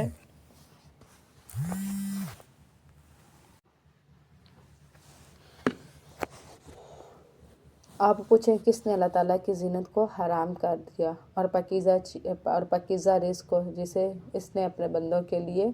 نکالا ہے. آپ کہہ دیں یہ چیزیں دنیا کی زندگی میں بھی ان لوگوں کے لیے ہیں جو ایمان لائے، اور قیامت کا دن وہ خالصتاً انہی کے لیے ہوں گی. یعنی ہر وہ حلال چیز جس کو اللہ نے حلال کیا ہے وہ مومنین کے لیے حلال ہے، وہ اس سے لطف اندوز ہو سکتے ہیں، چاہے وہ کھانے پینے میں ہے، چاہے وہ لباس میں ہے، چاہے وہ تعلقات میں ہے. ٹھیک ہے، تو کیا کرتے تھے لوگ، کیا کرتے ہیں یعنی جس طرح یہ راہب ہوتے ہیں یا کیا کرتے ہیں گندی چیز کو کھانا یا نہ کھانا یا پھر گندے کپڑے پہننا یا اس طرح تعلقات کو ہی قائم نہ کرنا، اس کو وہ ربانی زندگی سمجھتے ہیں. حالانکہ یہ ربانی زندگی نہیں ہے، بلکہ رب نے جن چیزوں کو حلال ٹھہرایا ہے اس میں سے کھانا پینا اور پہننا یہ رب والی زندگی ہے کہ اللہ کے احکام کو مانا جائے. اسی طرح ہم آیات کو کھول کر بیان کرتے ہیں ان لوگوں کے لیے جو علم رکھتے ہیں. آپ کہہ دیں یقیناً میرے رب نے بے حیائیوں کو حرام قرار دیا ہے. جو اس میں سے ظاہر ہوں یا پوشیدہ ہوں، اور گناہ کو یعنی گناہ کی تمام چیزیں جو ہیں، یعنی بے حیائی اس کو کہیں گے جس میں اللہ کی حدود کو پامال کیا جاتا ہے، اور اس کے ظاہر سے جیسے میں نے پہلے بتایا کہ جو چوری ڈکیتی یہ ظاہر ہے، اور دل کے اندر کیا ہے، بغض، کینہ، سوچ، تھنکنگ، نیگیٹو تھنکنگ، یعنی ہر چیز جو دل کے اندر ہے، پوشیدہ اور گناہ کو، اور ناحق ظلم کو، اور یہ کہ تم اللہ تعالیٰ کے ساتھ کسی کو شریک کرو جس کے اللہ تعالیٰ نے کوئی دلیل بھی نازل نہیں کی، اور یہ کہ تم اللہ تعالیٰ پر وہ بات کرو جس کا تمہیں علم ہی نہیں رکھتے۔ ہر قوم کے لیے ایک وقت ہے، پھر جب اس کا وقت آ جاتا ہے وہ نہ ایک گھڑی پیچھے ہٹ سکتی ہے اور نہ ہی آگے بڑھ سکتے ہیں، یعنی اس قوم کے ختم ہونے کا۔ اے اولاد آدم، اگر تمہارے پاس تم ہی میں سے رسول آئے جو تمہیں میری آیات بیان کرے، تو جس نے تقوی اختیار کیا اس نے اصلاح کر لی، تو اس پر نہ کوئی خوف ہوگا اور نہ ہی وہ غمگین ہوگا، یعنی جس نے اللہ کا تقوی جو ہے وہ اختیار کر لیا۔ اور جن لوگوں نے میری آیات کو جھٹلایا اور ان سے تکبر کیا، انسان غرور اور تکبر کی وجہ سے ہی جو ہے وہ اللہ کے آیات کو نہیں مانتا، وہی لوگ آگ والے ہیں، وہ اس میں ہمیشہ رہنے والے ہیں۔ پھر اس شخص سے بڑا ظالم اور کون ہے جس نے اللہ تعالیٰ پر جھوٹ باندھا یا اس کی آیات کو جھٹلایا؟ یہی لوگ ہیں جن کو لکھے ہوئے میں سے ان کا حصہ انہیں ملے گا، یہاں تک کہ جب ہمارے فرشتے ان کے پاس آ کر انہیں وفات دیں گے تو وہ پوچھیں گے کہ کہاں ہیں وہ جنہیں تم اللہ تعالیٰ کے سوا پکارتے ہیں، یعنی فرشتے جب جان نکال رہے ہوں گے تو وہ زجر و توبیخ کر رہے ہوں گے کہ اب بتاؤ ان کو اس مشکل حالت میں، یعنی موت کی جب مصیبت تم پر آ چکی ہے تو ان کو بلاؤ تاکہ وہ تمہاری کچھ مدد کرے اور تمہیں اس مصیبت سے نکال لے۔ وہ کہیں گے سب ہم سے گم ہو گئے، یعنی وہ کہیں گے کہ اب وہ نکل گئے، بھاگ گئے، دوڑ گئے، چلے گئے ہمیں چھوڑ کر کے، اب وہ ہماری اس حالت میں کچھ بھی مدد نہیں کر سکتے، اور وہ اپنے آپ پر گواہی دیں گے کہ بلا شبہ وہی کافر تھے، یعنی اللہ تعالیٰ ان کے منہ سے نکلوائے گا کہ وہ اپنے اوپر خود گواہی دے رہے ہوں گے۔ اللہ تعالیٰ فرمائے گا آگ میں داخل ہو جاؤ جنوں اور انسانوں کے گروہوں کے ساتھ جو تم سے پہلے گزر چکے، تم سے پہلے بھی جن جنوں اور جن انسانوں نے اس طرح کفر کا روش اختیار کی تو وہ بھی کیا ہے، اسی جہنم میں، اور اب ان کے ساتھ جا کے تم بھی مل جاؤ۔ جب بھی کوئی جماعت داخل ہوگی وہ اپنے ساتھی جماعت پر لعنت کرے گی یہاں تک کہ وہ سب اس میں آ ملیں گے، تو ان کی پچھلی اپنے سے پہلی جماعت کے بارے میں کہے گی اے ہمارے رب، یہی لوگ ہیں جنہوں نے ہمیں گمراہ کیا، چنانچہ آپ انہیں آگ کا 2 گنا عذاب دے، یعنی جو لیڈرز ہیں وہ اپنے فالورز کے لیے اور جو فالورز ہیں وہ اپنے لیڈر کے لیے ایک بات کہیں گے کہ یہی وہ تھے، یہی وہ سلیبریٹیز تھی جن کو ہم فالو کیا کرتے تھے، یہی وہ ہیرو ہیروئنس تھی جن کے سٹائلز جو ہیں وہ ہم چرایا کرتے تھے، یہی وہ لوگ تھے جن کو ہم نے ہر حال میں کاپی کرنا تھا، ٹھیک ہے؟ تو ان کے پیچھے ان کی اطاعت کر کے آج ہم اس مصیبت میں ہیں، تو ان کو دگنا عذاب دیں، ان کی وجہ سے ہم نے ایسا کیا۔ تو اللہ تعالیٰ فرمائے گا کہ ہر ایک کے لیے دگنا ہے، یعنی یہ ایک سیریز ہے کہ ایک انسان ایک جگہ پر فالوور ہے تو دوسری جگہ پہ وہ لیڈرشپ کا رول دے رہا ہے، اور لیکن تم نہیں جانتے، اور ان کی پہلی جماعت اپنی پچھلی کے لیے کہے گی پھر تمہیں بھی ہم پر کوئی فضیلت حاصل نہیں تھی تو تم عذاب کا مزہ چکھو اس کے بدلے میں جو تم کماتے تھے۔ ان الذین کذبوا بآیاتنا، یقیناً جن لوگوں نے ہماری آیات کو جھٹلایا اور ان سے تکبر کیا، اور ان کے لیے نہ آسمان کے دروازے کھولے جائیں گے اور نہ ہی وہ جنت میں داخل ہوں گے۔ جب اس طرح برے انسان کی روح جو وہ ہے فرشتے آسمان کی طرف لے کر چڑھتے ہیں تو فرشتے پوچھتے ہیں کہ یہ کس کی روح ہے، تو دنیا میں جو اس کا سب سے برا نام ہوتا ہے وہ پکارا جاتا ہے کہ یہ فلاں بن فلاں کی روح ہے، ٹھیک ہے، کیونکہ اس روح کے اندر سے بہت زیادہ گناہوں کی وجہ سے اسمیل آ رہی ہوتی ہے، اور فرشتے جو ہیں یعنی اس کے لیے دروازہ نہیں کھولتے، پھر وہیں سے ہی اس کو زمین کی طرف پٹخ دیا جاتا ہے اور وہ علیین میں ہوتی ہے، کھولے جائیں گے، یعنی اللہ تعالیٰ فرما رہا ہے کہ ان کے لیے آسمان کے دروازے نہیں کھولے جائیں گے اور نہ ہی وہ جنت میں داخل ہوں گے یہاں تک کہ اونٹ سوئی کے ناکے میں داخل ہو جائے، یعنی ان کے لیے اتنا ہی ناممکن ہے جتنا اونٹ کا سوئی میں کے ناکے میں داخل ہونا، جیسے وہ اس میں داخل ہی نہ ہو سکتا ایسے ہی یہ لوگ بھی جنت میں داخل نہیں ہو سکتے، اور ہم مجرموں کو اس طرح بدلہ دیتے ہیں۔ ان کے لیے جہنم کا بچھونا ہے اور ان کے اوپر اسی کا اوڑھنا ہے۔ آپ سوچیں کہ ہم سردیوں میں یا گرمی میں بھی کس طرح کے بستر جو ہیں وہ یعنی کس قدر وہ کمفرٹیبل ہوتے ہیں تاکہ ہم ریلیکس کر سکیں۔ تو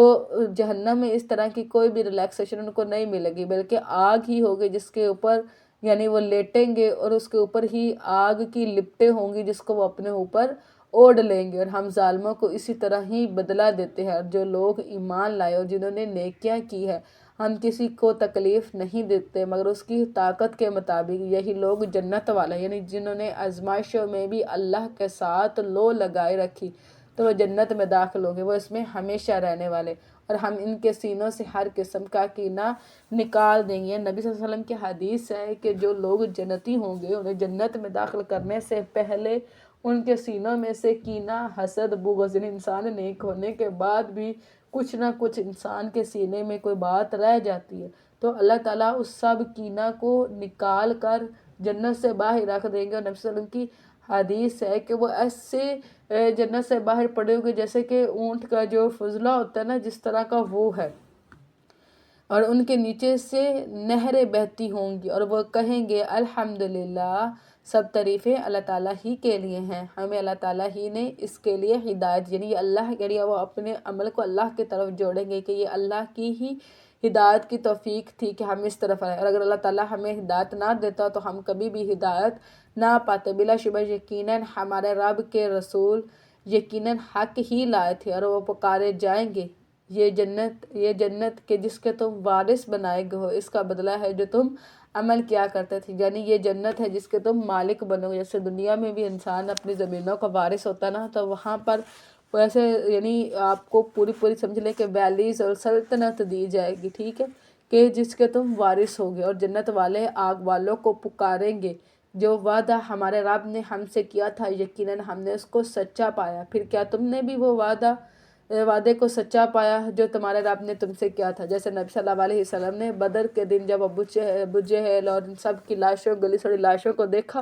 تو ان کے اوپر نبی صلی اللہ علیہ وسلم نے فرمایا کہ ہم نے اپنے رب کو سچا پایا، کیا تم نے بھی اپنے رب کے وعدے کو سچا پایا؟ تو سیدنا عمر نے کہا کہ یا رسول اللہ آپ ان گلی سڑی لاشوں سے کلام کر رہے ہیں، تو نبی صلی اللہ علیہ وسلم نے فرمایا کہ یہ آپ سے بھی زیادہ میری بات کو سنتے ہیں لیکن یہ جواب نہیں دے سکتے۔ دوسرے وقت یعنی دنیا میں کیا تھا، جو کفار تھے وہ یعنی مسلمانوں کا اس طرح مذاق اڑایا کرتے تھے نا، ان کو کہا کرتے تھے اچھا یعنی جنت آئے گی، اچھا جہنم بھی ہے، اچھا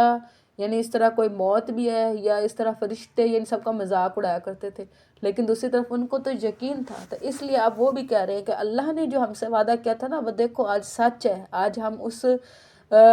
یعنی اس لائف سٹائل میں ہیں، اس پورے انوائرمنٹ میں ہیں۔ وہ کہیں گے کہ ہاں، پھر ایک پکارنے والا ان کے درمیان میں پکارے گا کہ ظالموں پر اللہ تعالیٰ کی لعنت ہے، اور جو اللہ تعالیٰ کی راہ سے روکتے تھے اور وہ اس میں کجی تلاش کرتے تھے اور وہی آخرت کا انکار کرنے والے تھے، اور ان دونوں کے درمیان ایک پردہ ہوگا اور بلندیوں پر کچھ مرد ہوں گے۔ اب یہ کیا ہے کہ یہ جنت اور جہنم کے درمیان ایک دیوار ہے، اس دیوار کا نام الاعراف ہے، جس پر یہ سورت کا نام بھی الاعراف ہے، ٹھیک ہے۔ تو یہ وہ لوگ ہوں یعنی یہ اس دیوار کے اندرونی جانب ٹھنڈک یعنی جنت ہے اور بیرونی جانب گرمی یعنی جہنم ہے، ٹھیک ہے۔ اس کے اوپر کچھ لوگ یہ وہ لوگ ہوں گے جن کی نیکیاں اور بدیاں برابر یا تو نہ تو ان کی بدیاں اتنی زیادہ کہ وہ جہنم میں جائیں، نہ نیکیاں اتنی زیادہ ہیں کہ وہ جنت میں جائیں، وہ ابھی رب کے فیصلے کے انتظار میں ہے، اور سب سے آخرت پر ان کا فیصلہ ہوگا آخر، اور ان دونوں کے درمیان ایک پردہ ہوگا، اور بلندیوں اعراف پر کچھ مرد ہوں گے جو ہر ایک ان کی خاص علامتوں ہی سے پہچانتے ہوں گے، یعنی جنتیوں کو بھی پہچان رہے ہوں گے ان کی علامتوں کی وجہ سے، اور جہنمیوں کو بھی، اور وہ جنت والوں کو پکار کر کہیں گے کہ تم پر سلامتی ہو، یعنی جنتیوں پر سلام بھیج رہے ہوں گے، اور وہ ابھی تک جنت میں داخل نہیں ہوئے ہوں گے، اور وہ طمع رکھتے ہوں گے، یعنی وہ خواہش کر رہے ہوں گے کہ اللہ اپنی رحمت سے ان کے گناہوں کو معاف کر دے اور انہیں جنت میں داخل کر دے، اور جب ان کی نگاہیں آگ والوں کی جانب پھیر دی جائیں گی، اس سے پتہ چلتا ہے کہ وہ آگ والوں کی طرف دیکھنا پسند نہیں کریں گے، لیکن اللہ ان کی نگاہیں ادھر پھیر دے گا، وہ کہے گا اے ہمارے رب ہمیں ان ظالم لوگوں کے ساتھ نہ کرنا۔ جب وہ جہنمیوں کی حالت دیکھیں گے تو اللہ تعالیٰ سے اس کی پناہ مانگیں گے، اور بلندیوں والے کچھ مردوں کو پکاریں گے جنہیں وہ ان کی نشانیوں ہی سے پہچانتے ہوں گے۔ وہ کہیں گے تمہارا گروہ تمہارے کام نہ آیا اور نہ وہ جو تم بڑے بنتے تھے، یعنی وہ جہنم کی طرف جب جھانکیں گے نا تو اس میں سے دنیا کے جو لوگ تھے ان کو پہچان لیں گے، اور پھر وہ اس وقت کہیں گے کہ تمہارے وہ گروہ جن کے اندر یعنی تم رہتے تھے اور تمہیں بڑا ناز تھا کہ میرے کانٹیکٹس ان کے ساتھ ہیں اور میں ان کے ساتھ رہتا ہوں، میرا ان کے ساتھ اٹھنا بیٹھنا، یعنی انسان اس چیز پر بڑا یعنی اتراتا ہے کہ وہ کتنے مضبوط بیک گراؤنڈ کا ہے۔ تو اللہ تعالیٰ فرما رہے ہیں کہ اس دن وہ جو اعراف والے ہیں وہ ان کو پہچان لے، کہیں گے کہ تمہارے وہ جو تمہارے لیڈرز تھے وہ تو تمہارے کچھ کام نہ آئے، کیا یہ وہی لوگ ہیں جن کے بارے میں تم نے قسمیں کھائی تھی کہ انہیں اللہ تعالیٰ کی کوئی رحمت نہ پہنچائے گا؟ یعنی وہ کہتے تھے، قسمیں کھائے کہتے تھے کہ یہ جو نیکوکار لوگ ہیں ان کے بارے میں کہتے تھے کہ ان کو کوئی رحمت نہیں پہنچے گی، جنت میں داخل ہو جاؤ، نہ ان پر کوئی خوف ہوگا نہ ہی تم غمگین ہوگے، اور اللہ تعالیٰ پھر ان کو اپنی رحمت سے جنت میں داخل کر دے گا۔ اور دوزخ والے جنت والوں کو پکاریں گے کہ ہم پر کچھ پانی بہا دو۔ یعنی یہ کتنی سخت بات ہے، یعنی کتنی مشکل چیز ہے کہ آپ کے جاننے والے یا آپ کے کوئی رشتہ دار یا کوئی ریلیٹیوز یا کسی طرح کوئی جان پہچان، تو وہ کیا کہیں گے؟ یعنی وہ جنت والوں کو بلا کے کہیں گے کہ دیکھو جو اللہ نے رزق تمہیں دیا ہے، جو ٹھنڈا پانی اللہ نے دیا ہے، جو تمہارے لیے اللہ نے آسانی کیا، اس میں سے کچھ جو پانی ہے وہ ہمارے اوپر انڈیل دو تاکہ چند لمحے کے لیے ہمیں بھی کچھ سکون حاصل ہو۔ اس میں سے جو اللہ تعالیٰ نے تمہیں رزق دیا ہے، وہ جواب دے گی کہ یقیناً اللہ تعالیٰ نے یہ دونوں چیزیں کافروں پر حرام کر دی، کہ اللہ نے تم پر اس کو حرام کر دیا ہے۔ جن لوگوں نے اپنے دین کو دل لگی اور کھیل بنایا تھا اور دنیا کی زندگی نے انہیں دھوکے میں ڈال رکھا تھا، تو آج ہم بھی انہیں بھلائے دیتے ہیں۔ جس طرح انہوں نے دنیا میں اللہ اور اللہ کی شریعت کو بھلا دیا، تو اس دن حشر والے دن اللہ بھی ان کو جو ہے وہ بھلا دیں گے، جیسا کہ انہوں نے اپنے اس دن کی ملاقات کو بھلا دیا تھا اور جیسے کہ وہ ہمارے آیات کا انکار کیا کرتے تھے۔ اور بلا شبہ یقیناً ہم ان لوگوں کے پاس ایک ایسی کتاب لائے ہیں جس کو ہم نے علم کی بنیاد پر مفصل بنایا ہے، یعنی اس سے مراد قرآن پاک ہے، اور ان لوگوں کے لیے ہدایت اور رحمت ہے جو ایمان رکھتے ہیں، نہیں وہ انتظار کرتے مگر اس کے انجام کا، جس دن اس کا انجام آ جائے گا۔ جن لوگوں نے اس سے پہلے ہی اسے بھلا دیا تو وہ بول اٹھیں گے کہ ہمارے رب کے رسول یقیناً حق لائے تھے، تو کیا اب ہمارا کچھ سفارشی ہیں جو ہمارے لیے سفارش کریں یا ہم واپس بھیج دیے جائیں؟ یعنی ہمیں جو ہے وہ دنیا میں واپس بھیج دیا جائے تو ہم اس سے مختلف عمل کریں، یعنی اگر اب ہمیں دنیا میں بھیجا جائے تو ہم اس طرح گناہ نہیں کریں گے جو ہم کیا کرتے تھے۔ یقیناً انہوں نے اپنی جانوں کو ہی خسارے میں ڈالا اور ان سے گم ہو گیا جو جھوٹ وہ گھڑا کرتے تھے۔ بلا شبہ تمہارا رب وہی اللہ تعالیٰ ہے جس نے آسمانوں اور زمین کو 6 دنوں میں پیدا کیا، پھر وہ عرش پر بلند ہوا اور رات کو دن پر اوڑھتا ہے۔ یعنی اللہ تعالیٰ نے پہلے دن یعنی اتوار سے شروع کیا اور جمعہ والا دن اس کی آخری گھڑیوں میں سیدنا آدم علیہ السلام کو جو ہے وہ بنایا،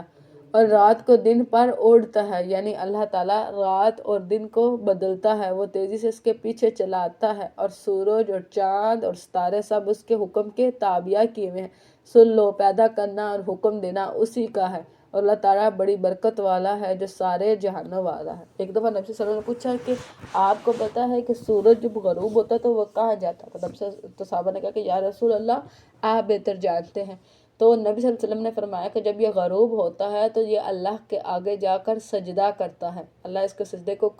قبول کرتا ہے اور یہ دوبارہ طلوع ہونے کی اجازت مانگتا ہے تو اللہ اس کو اجازت دے دیتا ہے۔ ایک وقت ایسا آئے گا کہ جب یہ اللہ کے آگے سجدہ کرے گا تو اس کا سجدہ قبول نہیں ہوگا، اور اللہ اس کو فرمائے گا کہ لوٹ جا وہاں جہاں سے تو آیا ہے، اور اس دن ہی سورج جو ہے وہ مغرب سے طلوع ہوگا۔ تو یہ سورج، چاند، ستارے، سیارے، زمین، ایچ اینڈ ایوری تھنگ جو ہے وہ اللہ کی ہی اطاعت میں ہے، تو اپنے رب کو گڑ گڑا کر اور چپکے سے پکارو، یقیناً وہ حد سے گزرنے والوں سے محبت نہیں کرتا۔ یعنی یہاں پر دعا کے جو ہے وہ ایتھکس بتائے جا رہے ہیں کہ نہ تو بہت اونچا بولا جائے کہ خود کو ہی ہلکان کر لیا جائے، اور نہ ہی دعا مانگتے ہوئے حد سے تجاوز کرنا، جیسے کہ اللہ سے جنت کا سوال کرنا ہے۔ تو ایک صحابی تھے، ان کے بیٹے نے کہا کہ اللہ میں آپ سے جنت میں سفید محل کی جو ہے وہ دعا کرتا ہوں۔ تو یعنی اس طرح یعنی باریکی کی طرف جانے کی ضرورت نہیں ہے، بس اللہ سے یہ دعا کرے کہ یا اللہ ہمیں جنت عطا کر دے اور جہنم سے ہمیں جو ہے وہ فراری کا راہ جو ہے وہ ہماری نکل آئے۔ یعنی اس طرح کی بات کرنی چاہیے اور اسٹریٹ فارورڈ چیز ہونی چاہیے جو آپ اللہ سے مانگ رہے ہیں، اور اللہ پر یقین ہونا چاہیے کہ اللہ نے ہی دینی ہے۔ زمین میں اس کی اصلاح کے بعد فساد نہ کرو اور خوف کے ساتھ اور طمع کے ساتھ اسی کو پکارو، یقیناً اللہ تعالیٰ کی رحمت نیکی کرنے والوں کے قریب ہے، اور وہی ہے جو ہواؤں کو اپنی رحمت سے آگے آگے خوشخبری بنا کر بھیجتا ہے، حتیٰ کہ جب وہ بھاری بادل اٹھا لیتی ہیں ہم اسے کسی مردہ زمین کی طرف ہانک دیتے ہیں۔ جس طرح جیسے ہوائیں چلتی ہے تو ایک خوشی کا سما بن جاتا ہے کہ اب بارش جو ہے وہ آئے گی، اور پھر اللہ تعالیٰ اس کو مردہ زمین کی طرف لے جاتا ہے، پھر ہم اس میں سے پانی اتارتے ہیں، پھر اس سے ہر قسم کے کچھ پھل نکلتے ہیں، اسی طرح ہم مردوں کو نکالیں گے تاکہ تم نصیحت قبول کرو۔ اللہ تعالیٰ نبی صلی اللہ علیہ وسلم کی حدیث ہے کہ جس طرح زمین سے پودا اگتا ہے نا، قیامت والے دن اللہ تعالیٰ ایسے ہی جو ہے ایک طرح کی شبنم جو ہے وہ گرے گی، اور اسی طرح پودوں کی طرح انسان جو ہے وہ اگ کے باہر آ جائیں گے، ٹھیک ہے۔ تو اللہ تعالیٰ نے اس کی مثال بیان کی ہے کہ جیسے اللہ فصلوں کو نکالتا ہے ویسے ہی حشر والا دن اللہ انسانوں کو نکالے گا، اور جو خراب ہے اس سے ناقص پیداوار نکلتی ہے، اور پاکیزہ شہر کی پیداوار اس کے رب کے حکم سے نکلتی ہے، اور جو خراب ہے اس سے ناقص پیداوار نکلتی ہے۔ اسی طرح دلائل کو ہم بار بار بیان کرتے ہیں، یعنی جو بنجر زمین ہوتی ہے یا کوئی سمجھ لیں کالی پتھروں والی زمین ہوتی ہے، اس پر جب بارش پڑتی ہے تو اس سے کوئی فصل نہیں اگرتی، اور جو جڑی بوٹیاں اگرتی ہیں وہ خاردار ہوتی ہیں، وہ کوئی استعمال کے قابل نہیں ہوتی۔ اس کے مقابلے میں جو نرم اور اچھی زمین ہوتی ہے، زرخیز زمین ہوتی ہے، اس پر جب پانی پڑتا ہے تو اس سے اچھی فصل نکلتی ہے اور وہ فائدہ دیتی ہے۔ یہ تعلق انسان کے سینے کے ساتھ ہے کہ جس طرح اگر نیک دل لوگ ہوتے ہیں جب قرآن کو پڑھتے ہیں، سنتے ہیں، ان لوگوں کے ساتھ جمع ہوتے ہیں تو اس سے ایمان نکلتا ہے، ٹھیک ہے، نور نکلتا ہے، وہ اس پر کوشش کرتے ہیں۔ اور دوسری طرف وہ لوگ جن کے اندر شک و شبہات ہیں، جن کے اندر کفر جمع ہوا ہے، ان کے اندر سے جب چاہے وہ وحی کو سن بھی لیں تو ان سے خیر جو ہے وہ باہر نہیں نکلتی۔ بلا شبہ یقیناً ہم نے نوح کو اس کی قوم کی طرف بھیجا تو اس نے کہا اے میری قوم، اللہ تعالیٰ کی عبادت کرو، اس کے سوا تمہارا کوئی معبود نہیں، یقیناً میں تم پر ایک بڑے دن کے عذاب سے ڈرتا ہوں۔ سیدنا آدم علیہ السلام کی چوتھی پشت میں سیدنا نوح علیہ السلام تھے، یعنی سیدنا نوح علیہ السلام کے جو پردادا تھے نا وہ سیدنا ادریس علیہ السلام تھے، ٹھیک ہے۔ اور سیدنا نوح علیہ السلام کے بعد 10 قرن جو ہیں وہ توحید پر ہی رہے، ایک قرن 100 سال کا ہوتا ہے، ٹھیک ہے۔ اس کے بعد لوگوں نے کیا تھا کہ جو نیک لوگ تھے نا ان کی شیبی بنا کر، یعنی ان کے بت بنا کر ان کا نام لکھ دیے تھے، اور پھر آہستہ آہستہ اس کو پوجنے لگ گئے تھے، اور وہاں سے بتوں کو پوجنے کا جو ہے وہ آغاز ہوا۔ یقیناً میں نے تم پر ایک بڑے دن کے عذاب سے ڈرتا ہوں، اس کی قوم میں سے سرداروں نے جواب دیا، بلا شبہ ہم آپ کو یقیناً کھلی گمراہی میں دیکھتے ہیں۔ یعنی جو اپر کلاس تھی اس نے کیا کہا کہ ہم آپ کو کھلی گمراہی میں دیکھتے ہیں، بلکہ جہانوں کے رب کی طرف سے رسول ہوں، میں تمہیں اپنے رب کے پیغامات پہنچاتا ہوں اور میں تمہارے لیے خیر خواہی کرتا ہوں، اور میں اللہ تعالیٰ کی طرف سے وہ کچھ جانتا ہوں جو تم نہیں جانتے۔ اور کیا تم اس بات پر تعجب کرتے ہو کہ تمہارے پاس تمہارے رب کی طرف سے ایک نصیحت کرنے والا تم ہی میں سے ایک آدمی پر آئے، یعنی وہی بات جو کہتے تھے کہ ہم میں سے رسول کیسے ہو سکتا ہے، جو ہم پیچھے پڑ چکے ہوئے نبی پر بھی یہی بات کہتے تھے نا کہ آپ ہمارے طرح ہی کھاتے ہیں پیتے ہیں، یعنی اور ہمارے جیسی ضروریات ہیں، اور ہماری طرح ہی گلیوں میں بھی آپ جاتے ہیں، کہ وہ تمہیں خبردار کر دے تاکہ تم بچ جاؤ اور تاکہ تم پر رحم کیا جائے۔ پھر انہوں نے اسے جھٹلا دیا، سیدنا نوح علیہ السلام کو اس کی قوم نے جھٹلا دیا، تو ہم نے اس کو ایک کشتی میں نجات دی، اور ان لوگوں کو جو اس کے ساتھ تھے اور جنہوں نے ہمارے آیات کو جھٹلایا ان کو ہم نے ڈبو دیا، یقیناً وہ اندھے لوگ تھے، یعنی جنہوں نے اللہ کی آیات کا انکار کیا تو اللہ تعالیٰ نے اس سیلاب میں ان لوگوں کو ڈبو دیا۔ اور عاد کی طرف ان کے بھائی ہود کو بھیجا۔ عاد ایک شخص کا نام تھا اور اس نام پر جو ہے یعنی قوم کا نام رکھا گیا قوم عاد، اور اس کی طرف اللہ تعالیٰ نے سیدنا ہود علیہ السلام کو بھیجا، اور یہ کیا تھے؟ یہ حجاز کے علاقے میں رہنے والے لوگ تھے۔ اے میری قوم، اللہ کی عبادت کرو۔ ہر نبی کے ذمے یہی ہے کہ وہ اپنی قوم کو اللہ کی عبادت کی دعوت دے، اس کے سوا تمہارا کوئی معبود نہیں، تو کیا تم نہیں ڈرتے؟ اس کی قوم میں سے ان سرداروں نے کہا جنہوں نے کفر کیا تھا، بلا شبہ ہم تجھے یقیناً بے عقلی میں مبتلا دیکھتے ہیں، یعنی تم تو ہمیں ایک ایسی بات کی طرف دعوت دے رہے ہو جس سے ہماری اپنی یعنی جو ہمارا سٹیٹس ہے وہ ڈاؤن ہو جائے گا، اور بلا شبہ ہم تجھے یقیناً جھوٹوں میں سے خیال کرتے ہیں۔ ہود نے جواب دیا، اے میری قوم، مجھ میں کوئی بے عقلی نہیں ہے، بلکہ میں تو جہانوں کے رب کی طرف سے رسول ہوں، بلکہ اللہ نے تو مجھے رسالت کے یعنی سٹیٹس پر جو ہے وہ فائز کیا ہے۔ میں تمہیں اپنے رب کے پیغامات پہنچاتا ہوں، اور میں تمہارے لیے خیر خواہ ہوں اور امانت دار ہوں، یعنی اس میں میں نے کوئی جو اللہ نے مجھے پیغام دیا اس کے اندر میں نے کوئی خیانت نہیں کی۔ اور کیا تمہیں اس بات پر تعجب ہے کہ تمہارے پاس تمہارے رب کی ایک نصیحت تمہیں میں سے ایک شخص پر آ گئی؟ یعنی ہر امت کے لوگوں کو اس بات کو یہ عجیب محسوس کرتے تھے کہ انہی میں سے کوئی رسول آئے تاکہ وہ تمہیں خبردار کر دے۔ اور یاد کرو جب اس نے قوم نوح کے بعد تمہیں جانشین بنایا تھا۔ قوم نوح کے بعد سیدنا نوح جو ہے وہ کافی عرصہ تک جو ہے وہ زندہ رہے، اور ان کی اولاد سے پھر آگے جو ہے وہ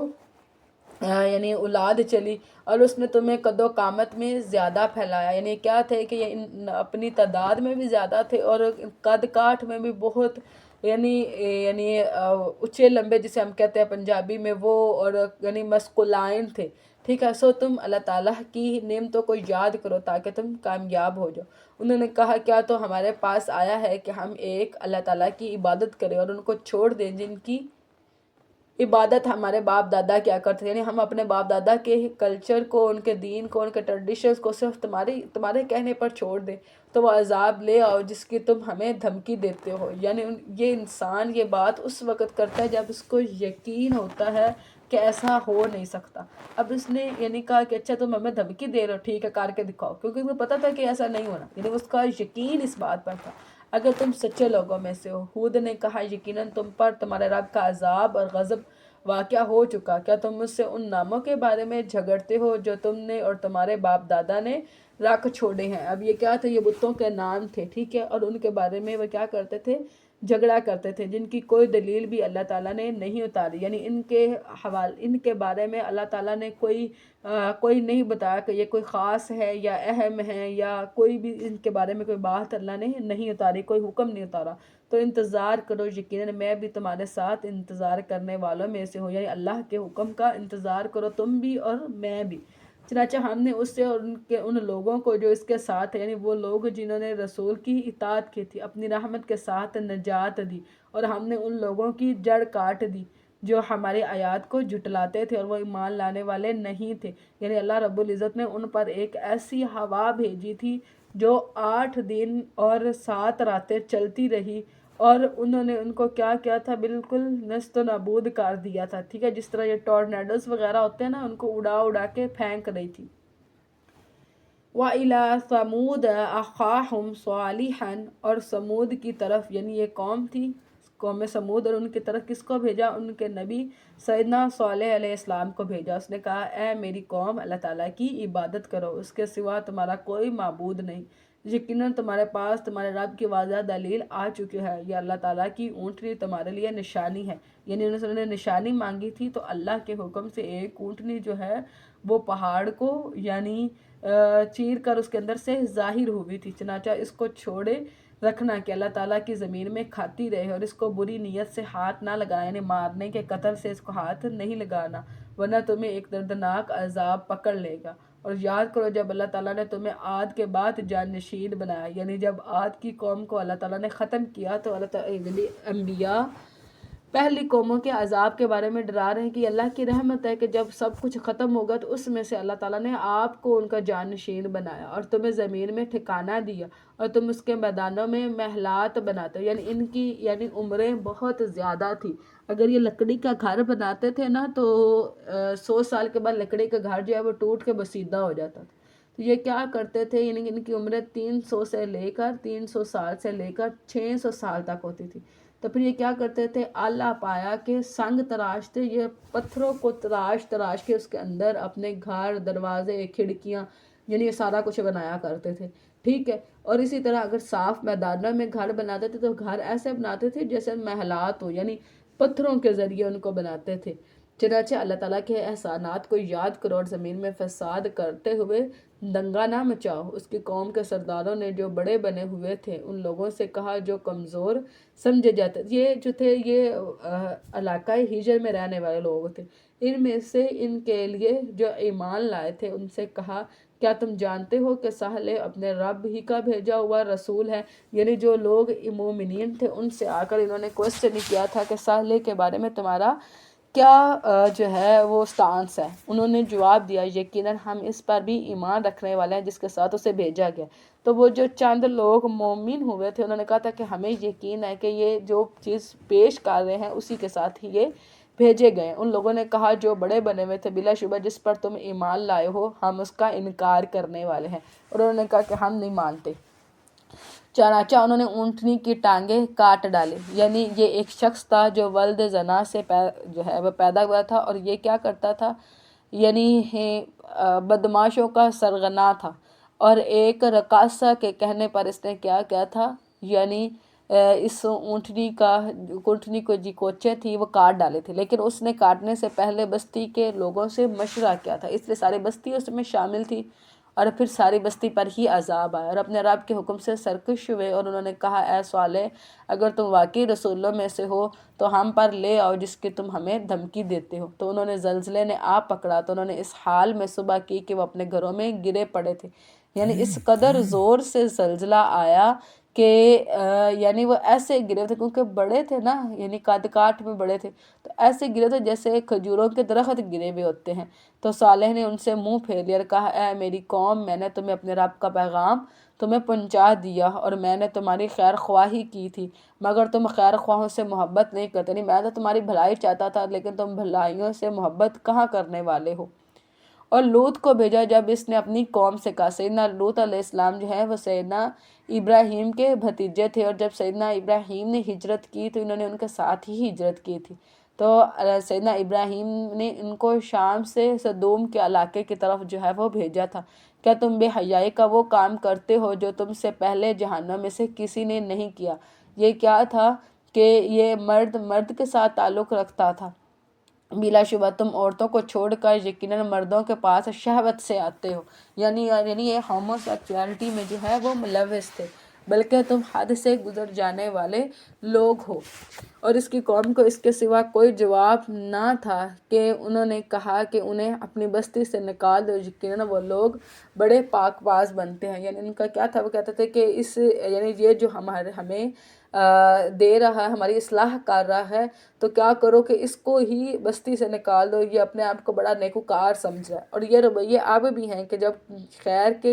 برائی کے کام سے روک کر خیر کے بارے میں جب بتایا جاتا تو کہتے ہیں کہ ہم تم تو بڑی فرشتہ صفت ہو، یا اس طرح کے بہت سارے جو ہے وہ باتیں اسٹیٹمنٹس جو ہے وہ دی جاتی ہیں۔ پھر ہم نے اسے اور اس کے گھر والوں کو نجات دی، اور اس کی بیوی کے سوا جو پیچھے رہ جانے والوں میں سے تھی ان کی بیوی بھی اصل میں اسی کے قوم میں تھی، جبکہ سیدنا لوط علیہ السلام جو تھے وہ ہجرت کر کے آئے تھے، ٹھیک ہے، تو ان کے اندر بھی وہی رویہ وہی بیہیویئر تھا جو ان کی قوم کا تھا۔ تو گھر میں جب کوئی آتا تو وہ اپنی قوم کے ساتھ ساز باز کرتی تھی، ان کو بتاتی تھی کہ گھر میں اس طرح کے گیسٹ ہیں، آپ ان کے ساتھ بھی وہی کچھ کرو جو تم آپس میں ایک دوسرے کے ساتھ کر رہے ہو، یعنی وہی فعل۔ اور ہم نے ان پر پتھروں کی سخت بارش برسائی، پس آپ ان مجرموں کا کیسا انجام ہوا۔ یہ کیا ہوا کہ جب ان پر یعنی اللہ تعالیٰ نے سیدنا جبرائیل علیہ السلام کو بھیجا، انہوں نے زمین کے اس حصے کو اٹھایا اور اتنا اونچا لے گئے کہ حدیث میں آتا ہے کہ ان کے جو زمین کے کتوں کے بھونکنے کی آواز تھی وہ فرشتوں نے سنی، اور پھر وہاں سے زمین پر الٹا دے مارے گئے اور اتنا نیچے گرائے گئے کہ زمین کے اندر سے پانی نکل آیا۔ جو ڈیڈ سی ہے وہ اسی وجہ سے ہے، ٹھیک ہے۔ وَإِلَىٰ مَدْيَنَ أَخَاهُمْ شُعَيْبًا، اور مدین کی طرف، یہ جو یعنی مدیان سے ہے،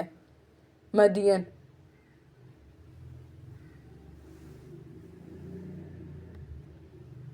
ٹھیک ہے، تو ان کے بھائی شعیب کو بھیجا. اس نے کہا اے میری قوم اللہ تعالیٰ کی عبادت کرو اور کس کے سوا تمہارے کوئی معبود نہیں. یقیناً تمہارے پاس تمہارے رب کی ایک واضح دلیل آ گئی ہے. چنانچہ ناپ اور تول پورا کرو اور لوگوں کو ان کی چیزیں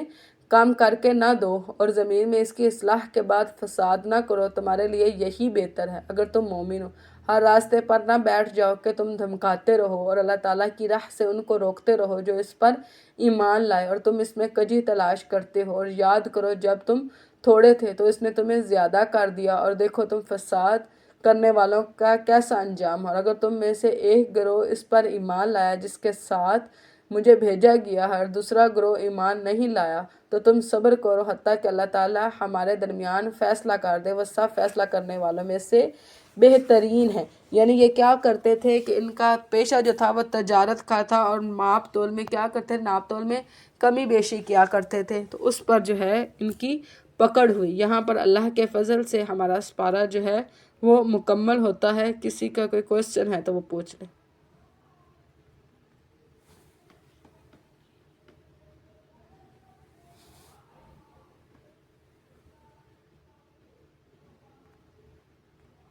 کسی کا کوئی کوئسچن ہے؟